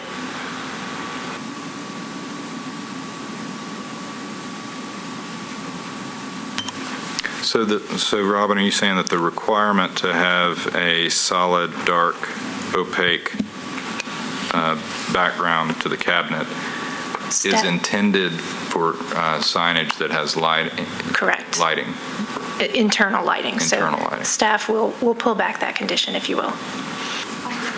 Okay, so other signs have not been held to that standard if they're not lit necessarily, the background? No, this is actually a fairly new arena for us to allow for internally lit cabinet signs. And as he said, this one's not internally lit, so it will not set a precedent, and it doesn't change past decisions you've made. Okay. So, Robin, you wouldn't require it to be lit? You would not require it to be lit? Any questions, additional questions, comments? Motion? Well, with that in mind, I move for approval with the second and third conditions provided by staff, specifically that the projection width be no more than 6 feet and that the applicant get administrative approval of the rate of movement. There's a motion. Is there a second? Second. Any discussion? All in favor of the motion, say aye. Aye. Any opposed? Motion passes.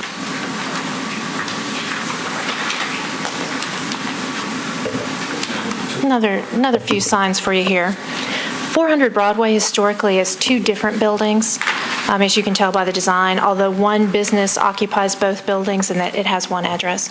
A wall sign is proposed for the interior building and a projecting sign for the corner of the building. Both signs will incorporate neon, and the wall sign will, in this case, be internally illuminated. Because a projecting sign is used on the corner building, it's allotted a maximum of 50 square feet. The sign for Building B, that interior building, is proposed to be approximately 66 square feet. This one. Let's see, because Building A did not use the full square footage allowed, staff recommends that the signs be diminished by just 14 feet overall rather than the full 16 feet. The projection width should not exceed 6 feet, and the projection width of this sign at its widest point is 6 feet and 6 inches. However, in this case, as you see, that main portion that goes out, that 6 inches, is just a small section, and so staff thought that 6 inches was fairly negligible and it's met the intent. The wall sign has no moving parts, but the head of the projecting sign, the one on the corner, is proposed to rotate. The commission may approve this as a modification on Broadway. In this case, only half of the sign will rotate at a rate of 4, 5, or 6 rotates per minute. It'll be able to switch back and forth.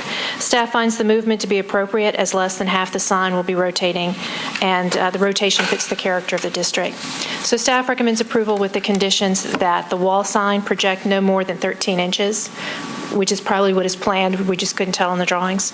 And the overall square footage of both signs be diminished by 14 square feet. With these conditions, the project meets the design guidelines for signage on Broadway.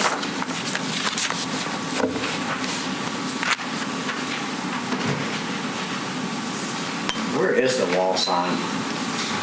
You can see it here in the image to the left. So it's really two different buildings, and that interior building, it'll be above the entrance, and then the projecting sign will be on the corner. Okay, thank you. Any other questions for staff? And the applicant is here. Thank you, Robin. Does the applicant would like to speak? Me, lucky guy, huh? Hello again. Ryan Taylor, Jocelyn Signs. I do want to speak quickly to that wall sign. I think we misprovided information to staff. The pink background that takes up the majority of the actual sign there is meant to be an aluminum piece, and there will be one portion of acrylic that would need to be lighted through on the backside, and that's the head, if you will, which is their logo. There'll be exposed neon both around the border there, but also for the words Betty and Paige. But the only portion that would be internally illuminated would be just the head part there, which would be, I think that would meet the criteria of the opaque background, since aluminum does not allow light to pass through. Also, the 13 inches or less for the cabinet width, we'd be more than happy to apply it. And Robin, given the applicant's description, is that consistent with your understanding and what the staff reviewed? We didn't have concern with the background. Thought that the pink was probably opaque enough, so that wasn't concern. It's the width, just making sure that the width of the wall sign is appropriate and the overall square footage is appropriate. So based on the further description that the applicant just gave us, you don't have any other concerns? No, and we didn't before either. Okay, great. And then the other question I have for staff, I guess, is, and maybe we need to continue the public hearing before I ask that, but do you have any other comments? I don't think I do. Okay, thank you. Is there anyone here to wish to speak in favor or in opposition to the application? Seeing none, we'll close the public hearing. My question, Robin, is you said that the sign is 6 foot 6 inches approximately wide. The new downtown signage code says 6 feet. Is that correct? It's not just how wide it is, but how much it projects off the building. Should be no more than 6 feet. Okay. There'll just be a small portion in the middle that projects an additional 6 inches. And staff thought that was so minimal, and it was such a minimal part of the sign that projects 6 inches that it wasn't that big of a deal. And this, the signage is size the signage size and distance from the building is prescribed by the downtown code, not by our guidelines. Is that correct? No, we have our own set of design guidelines, which is almost exactly like the downtown code. Okay. And what does our guidelines address the distance from the building? 6 feet. 6 feet. Okay. I just want to make it clear, and I don't know if there are other exceptions. I know this seems minimal, but whether or not we're opening the door for is 8 inches and too much, is 10 inches, at what point beyond the 6 feet are we okay with? And my guess is that the applicant's probably willing to shorten it by 6 inches, so. I just think that we should stay very rigid to that 6-foot rule. We have so many merchants in the district that are trying to advertise and market themselves. We cannot give exception to one over the other. It has to be the same for everyone. Are there any examples of exceptions to the 6 foot that we've approved? These guidelines are brand new, so these are all new signs for us under the new guidelines, so no.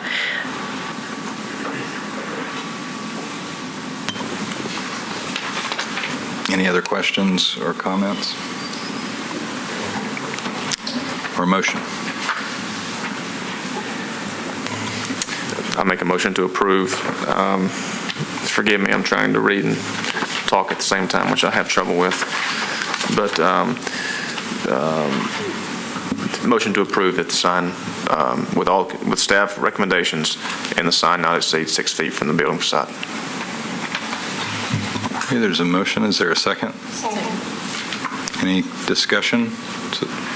So the motion is to approve staff recommendation with the 2 conditions listed, as well as a third condition that the sign not exceed 6 feet from the building facade. Okay. All in favor, say aye. Any opposed? Motion passes. Okay, we're getting close. 205 South 10th Street. The applicant proposes to construct a multi-use development on a vacant lot at the corner of South 10th and Russell Streets. The development includes 16 residential units facing South 10th Street and Russell Street, and more on the interior of the lot. The interior lots are connected to Russell Street through a pedestrian court and walkway. Sorry, I can't speak now. These images aren't in your staff recommendation. I received them this morning, but I've included them here because I think they do help understand the overall project a little better. A commercial use is at the corner with vehicular access for all from the alley.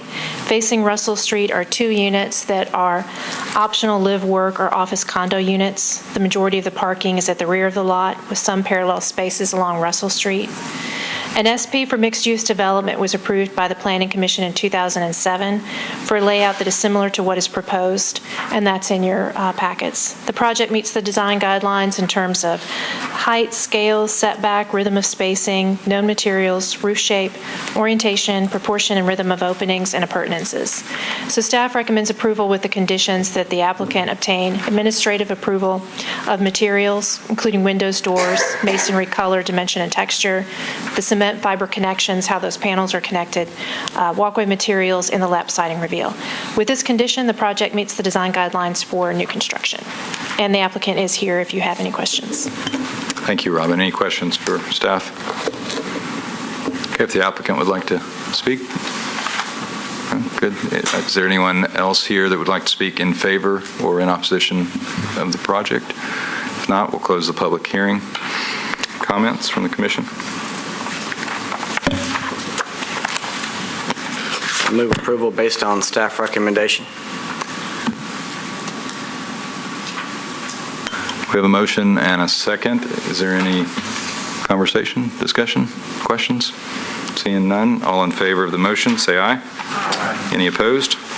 Motion passes.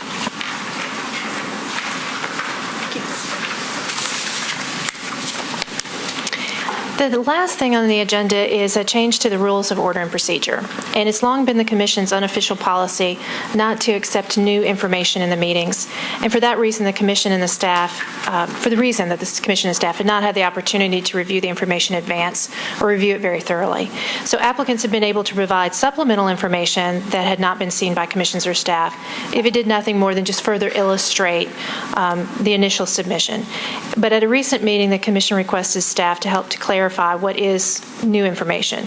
To that end, staff, with direction from our legal counsel, presents revised rules of order and procedure that includes clarification in Section 8C5 and 6. And that language is in your staff recommendation, but it essentially requests that all materials that an applicant wishes you to see be submitted by the application deadline. And any information provided at the meetings will be given to the chair first for the chair to decide if it's new information or if it just further clarifies what you have before you.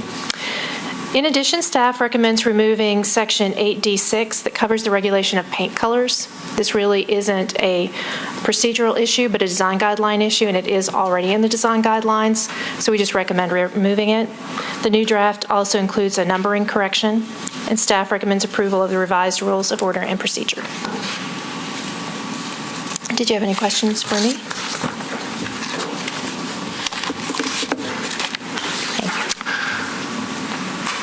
Robin,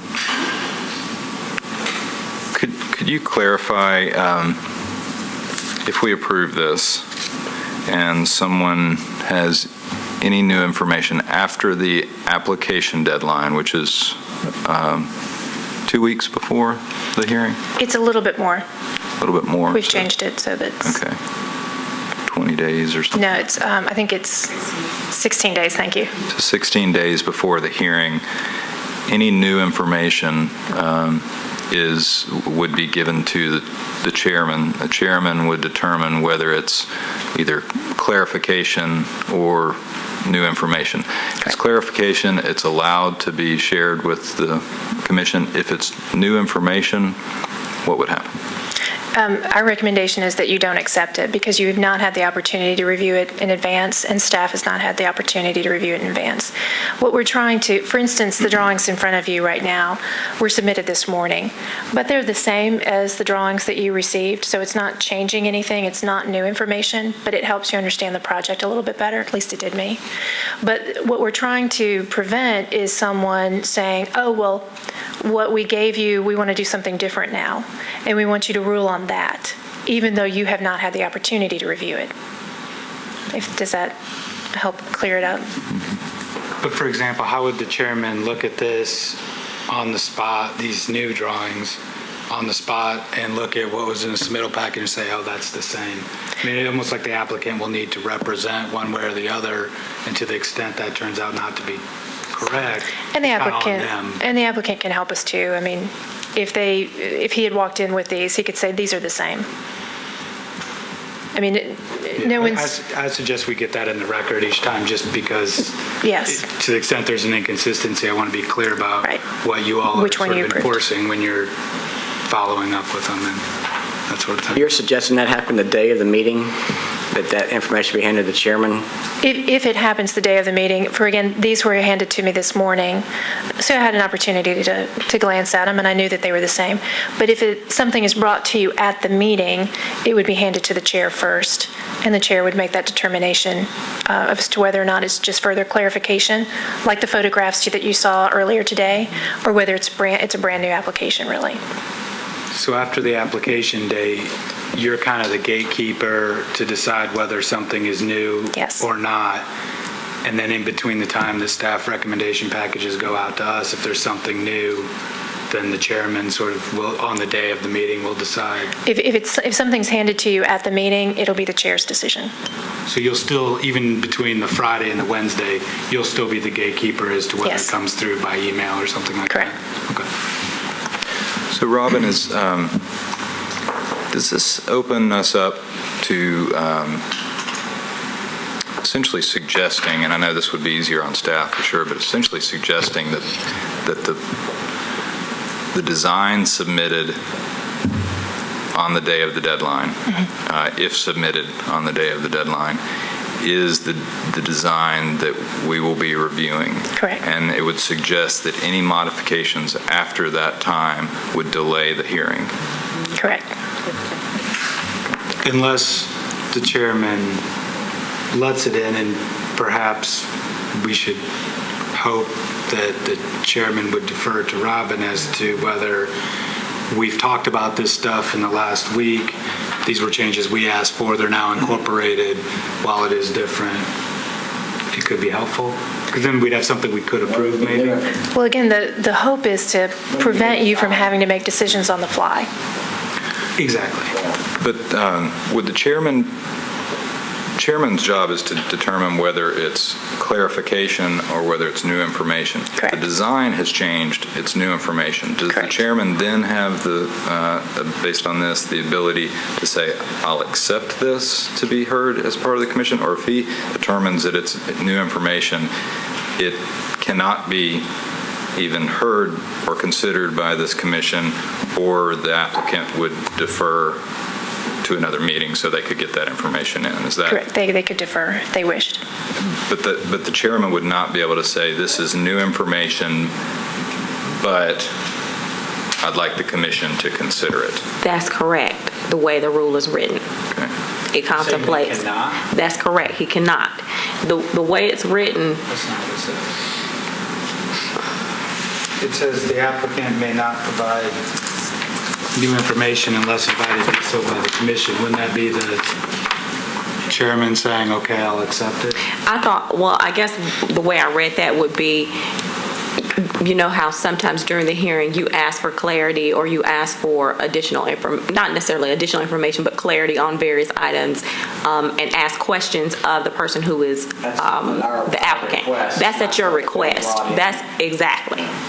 And to me, that was the distinction in this particular way this one was written. It doesn't read that way, though, because it uses the, quote, new information, and then in the next sentence defines new information as photographs, drawings, et cetera, that are different from the application that was submitted. They're They're not clarifications, they're different. I think what we're doing is using new information and new documentation simultaneously. Right? So if we have a set of plans submitted and then the applicant comes the day of the hearing with a new set of plans, well, that pushes him to next month. Correct. Is that right? So new information is not what just... this says, though. This says unless invited to do so by the commission. And this says that we could say, okay, that's different, but we think we get it. Let's hear it now. I mean, if we want it to be differently, I think this needs to be drafted differently. So we don't want new information to be the same term as stuff that's not. Right. We need to differentiate between clarifications and new information. Right. And I see your point, and that's helpful to get that feedback from you all as we're trying to draft Yeah, I this. think you just delete the unless invited to do so by the commission from that first sentence, and then it reads the right way. Okay. Well, it depends on what our intent Yeah, is. Right. That's what we want. I think Is that what you want, or how do you I think the want chairman it? should be able to make a judgment call to say, okay, this, while it is different, I can understand what this is very easily. This is not disruptive. We're not going to be flipping pages on the fly. Because otherwise the applicant's going to have to defer for another 30 days. Well, it is our intent to try to prevent that, really push people to meet the deadline so that we do have the opportunity to research, analyze it against the guidelines, and give that information to you at the meeting. We don't want to rely so much on the staff. I mean, really it's just protecting them more than anything else. And it's protecting the applicant so that it's very, very clear what your decision was and on what it was, which set of drawings it was. If we then delete the unless otherwise invited to do so language, we're also, though, setting ourselves up for, if we make an exception to that, if we're wrong about whether something's new or clarification, and I think that gets a little confusing, too. I agree with that. I think the language, unless invited to do so by the commission, is going to really set us up for some problems. It needs to be new information, and that's what this rule says, as long as that's out of unless invited to do so by the commission. And I wanted to clarify the period of time that we are talking about, because I was confused by some of the discussion. Are we talking about from and after the close of the deadline? Not just information that's brought at the hearing, but for the entire period, from and after the deadline of it closes, and up to including the day of the hearing. We're really talking about both. That's fine. The second part of it is saying that if you are giving new information here at this meeting, that you have the ability to say no. Where we don't want to review new stuff. Is it the ability to say no, or is it a hardline rule that the answer is no? I think that's what we need to decide and then draft the language or Well, whatever. that needs to be black and white. Really, there can't be any interpretation on that. It's got to be new. It has to be different, in my judgment. And don't we have the ability, if someone walks in with a new design that the staff hasn't reviewed, to just turn it down because the staff hasn't reviewed it? Yes, and you've done that in the past, but you wanted it in writing. So that's what we were trying to accomplish. But that's how it's worked for several years. The new Section 6 memorializes what we've done in the past. Yes.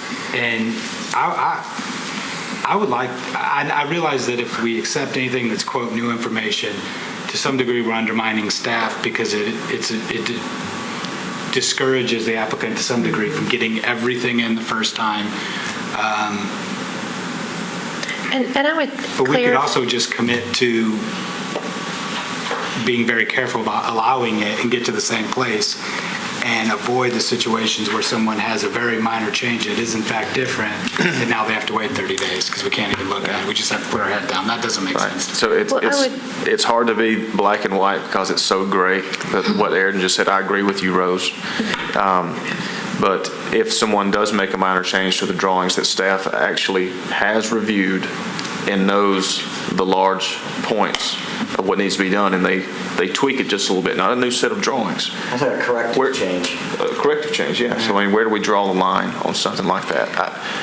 Well, I would clarify one thing. This really isn't about staff or making it easier on staff. It's making sure that everyone, the applicant and you and staff, understands the decision that was made and what it was made on.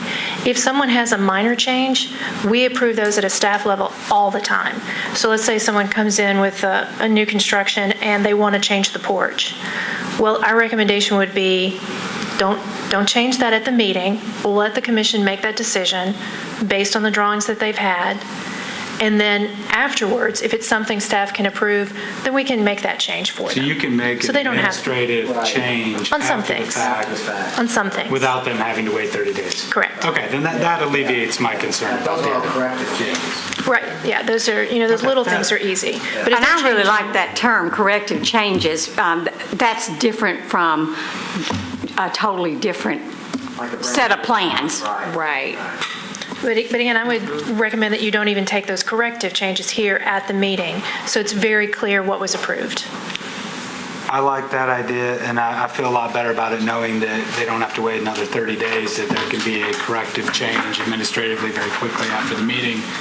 So unless people want to talk about more, I would suggest that we delete the unless invited to do so by the commission, make it a hardline rule, and anything that can be administratively approved, you've got that flexibility after the fact.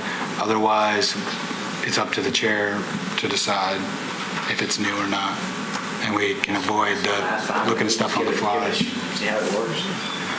Yes. My concern is that I think right now there's a lot that happens between the day of the application and the hearing, because the staff reviews, the staff puts out their recommendation, applicants are in touch with the staff, probably often there's changes that are occurring, and so I'm concerned about how many, I guess we're, part of it's, establishing the behavior of our applicants, to some degree in terms of, and I know it's a challenge for the staff to, continually receive changes or work with applicants, up to the hearing date.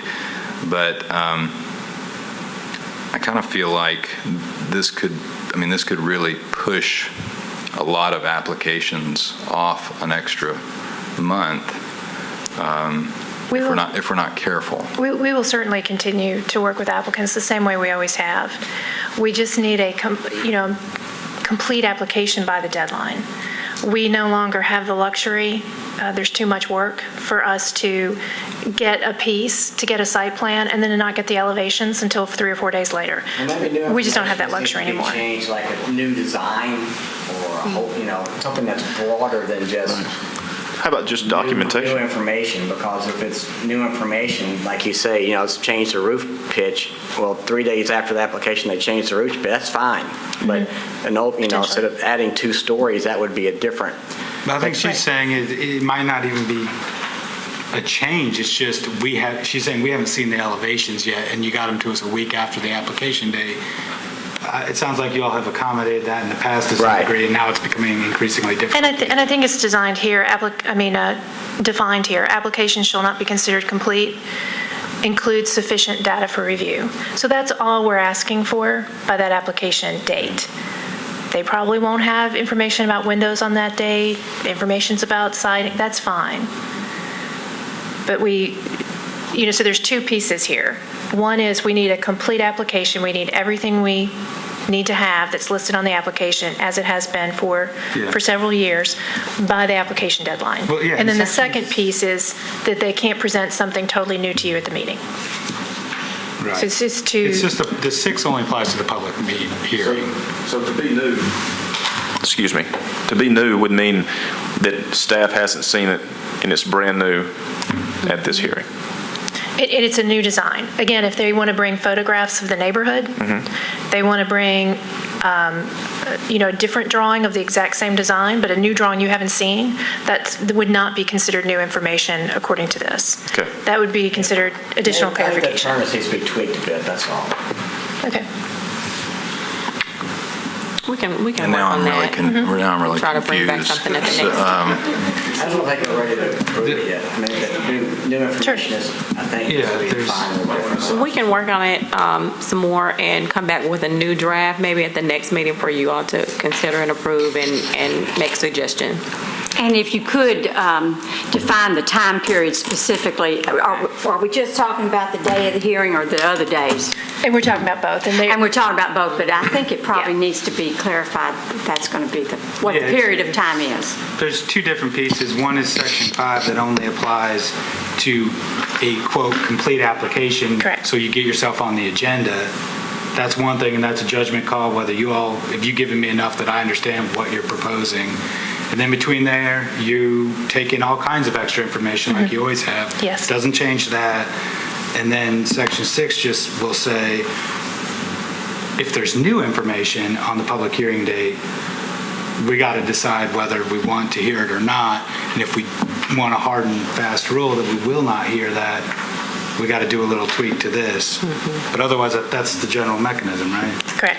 And part of the issue was, we had a few cases where people came with information or designs, really even, that staff had not even seen. And they were not able to make a recommendation to you all as to whether or not it would meet the guidelines. We've also seen situations where there's a revision essentially going on as the meeting is taking place. And they want to know, well, would you approve this or would you approve that? Well, that's I don't know, because staff may not have had a chance to approve or review or even think about what is just being uttered by the applicant as the meeting is going on. So those kinds of things were the things that we kind of had in mind as a way to try to craft a way to try to deal with it fairly, but adequately. Yeah, it's not just the commission being blindsided, it's the staff. Right. And the commission relies on the staff recommendations. Exactly. So it's Exactly.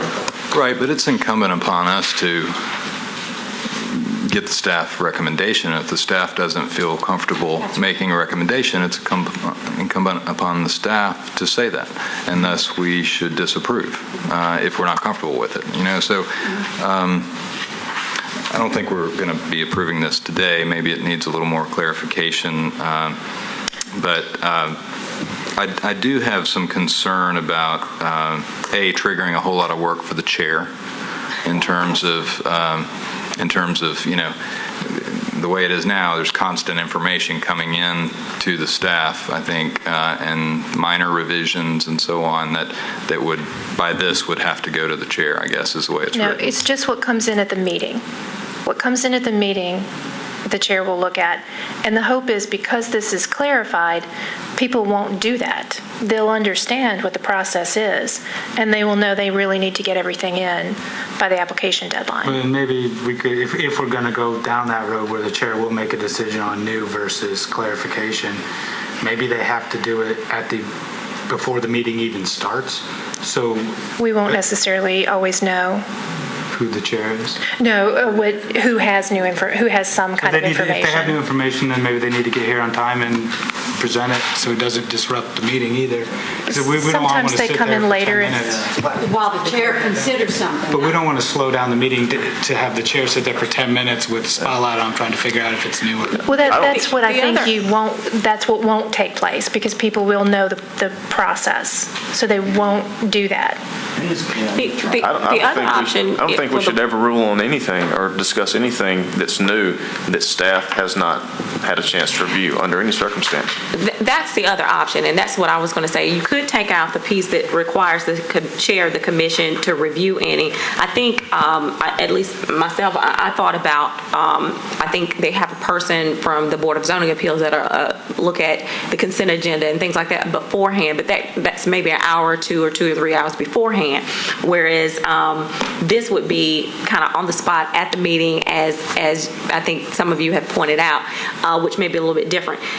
One option is to take that sentence out and let the rule speak for itself.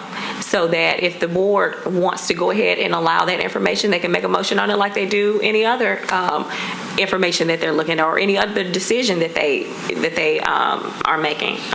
But we were just trying to give an option there if that's something that this board would like to just take out and allow the rule to stand as it is. No new information will be accepted, kind of as Mr. Champion has stated. That's also available to the board. So a couple of different options as to way potentially it could work. So you could say no new information. Unless board approved or something. Well, you could say no new information unless staff has had an opportunity to review it prior to the staff recommendation. I think that. And you just cut it off. That goes a long way right there. They can't hand us anything in this meeting that staff has not seen. And I would definitely recommend taking the chairman out because that's sort of like a mini hearing with the chairman only, and that puts him or her at a risk of making the sole decision here. I have to disagree. I'm sorry. That will mean that people will be submitting new information to staff a day or two before the meeting, and we just do not have the resources to review new material. You wouldn't be allowed to. We could even say we're not even going to distinguish between new information. You could say no information, but then you don't have both ways. You don't have the opportunity to see drawings like this that really help clarify what the project is. Well, I mean, this is stuff you're talking about, though, right? I mean, it's pretty meaningless. Yeah, that was not new information. It was clarification of the project that you had before you. It was not a redesign of the project. But this would fall under the chair would approve this? Chair would glance at it, see that it's pictures of other projects in the district, and pass it out. So would you just re-clarify what new information? Yeah, I think I agree with you. I thought we did, but we can look at the wording some more. Sure. It really reads on what they can or can't do.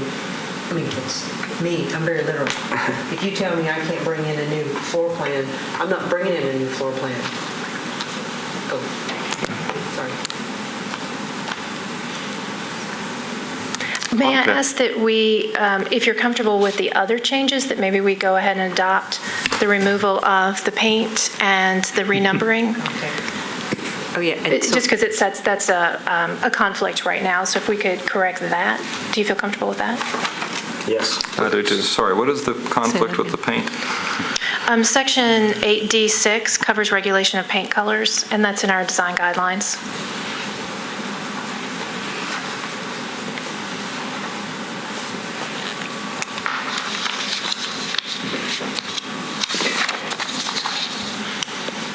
I'm sorry, I don't understand. It's a conflict to have it in two different places. All of our guidelines are different, and so we don't want to have those conflicts. This isn't, paint color isn't a procedural issue, it's a design guideline issue, and so really doesn't belong here. So in the rules of order is where it's currently, and it's in the guidelines. And it's in the guidelines, so it should just be left with the guidelines. So, Robin, I'll restate what I just said without the microphone, is that you would clarify what new information means.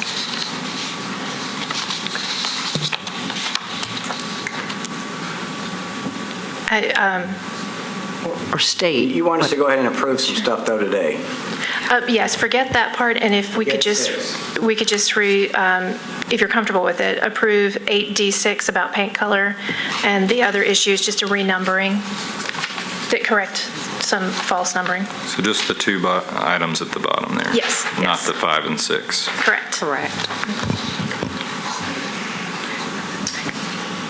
right, I move approval of the change to 8.D.6 and the new numbering correction. Is there a second? Second. Any discussion? Seeing none, all in favor of the motion, say aye. Aye. Any opposed? Motion passes. Thank you. One quick note, we were asked today to respond to that design, that house. You know, they wanted our feedback. I mean, I don't really feel comfortable that being at a board level or a commission thing either. Is that something we can discourage or? We try very much to discourage that. The problem is that once we receive a complete application, even if the drawings aren't necessarily clear, if we have all the pieces, we have a site plan, we have the 4 elevations, we have all the information, the commission has to make a decision within a certain number of days. So it has to come before you.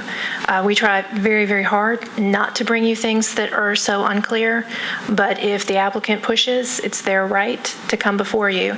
In this case, Melissa worked with them quite a lot, more than any other case we had on the agenda, and they still wanted to bring it to you. So if it doesn't come before you for a decision, then it's automatically approved, and we don't want that to happen.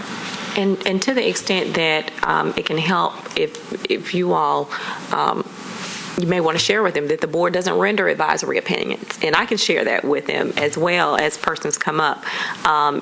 It appeared as though the board may have had some things that they actually did want to share, but typically that's the position taken by the boards and commissions, that we don't render advisory opinions. We make a decision on the application that's before us, and it's either up or it's down. And if you want some advice on how to come up with a plan or a project that is potentially going to meet the guidelines, then that's what the staff is here for, to advise on. So I know that puts the board sometimes in an awkward position when that question is asked, but that's the answer. Yeah, You don't have to render that. I think that's right. And now in hindsight, I'm thinking maybe the answer should be, when someone asks that, maybe the answer should be more like, we don't issue advisory opinions. You should rely on the things the staff tells you because they're experts in this, and encourage them to just continue to work with the staff because guidelines, yeah.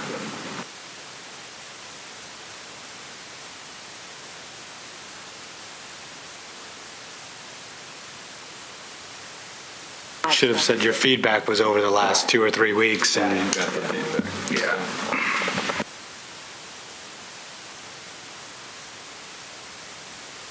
Could I ask, I guess this will come back before us, item 5 and 6. Could this kind of thing, I don't know, it's sort of out of context of knowing what the rules currently say, I think, to some degree. I'll admit I didn't read it before I came here either, so that's why I'm feeling a little bit like I'm not fully understanding it. But and I don't know if there's a way to strike or add an italics. Sure. That was simply to try to save paper, because I know you all have them, so I just was trying to save paper, but we will definitely give you the whole thing next time. Well, and I don't know if it's even necessary to have the whole thing, if it's just the section that it's, sort of puts it in the context of what we need to be aware of, would, I think, be helpful. So, okay, is there any other business? If not, we're adjourned.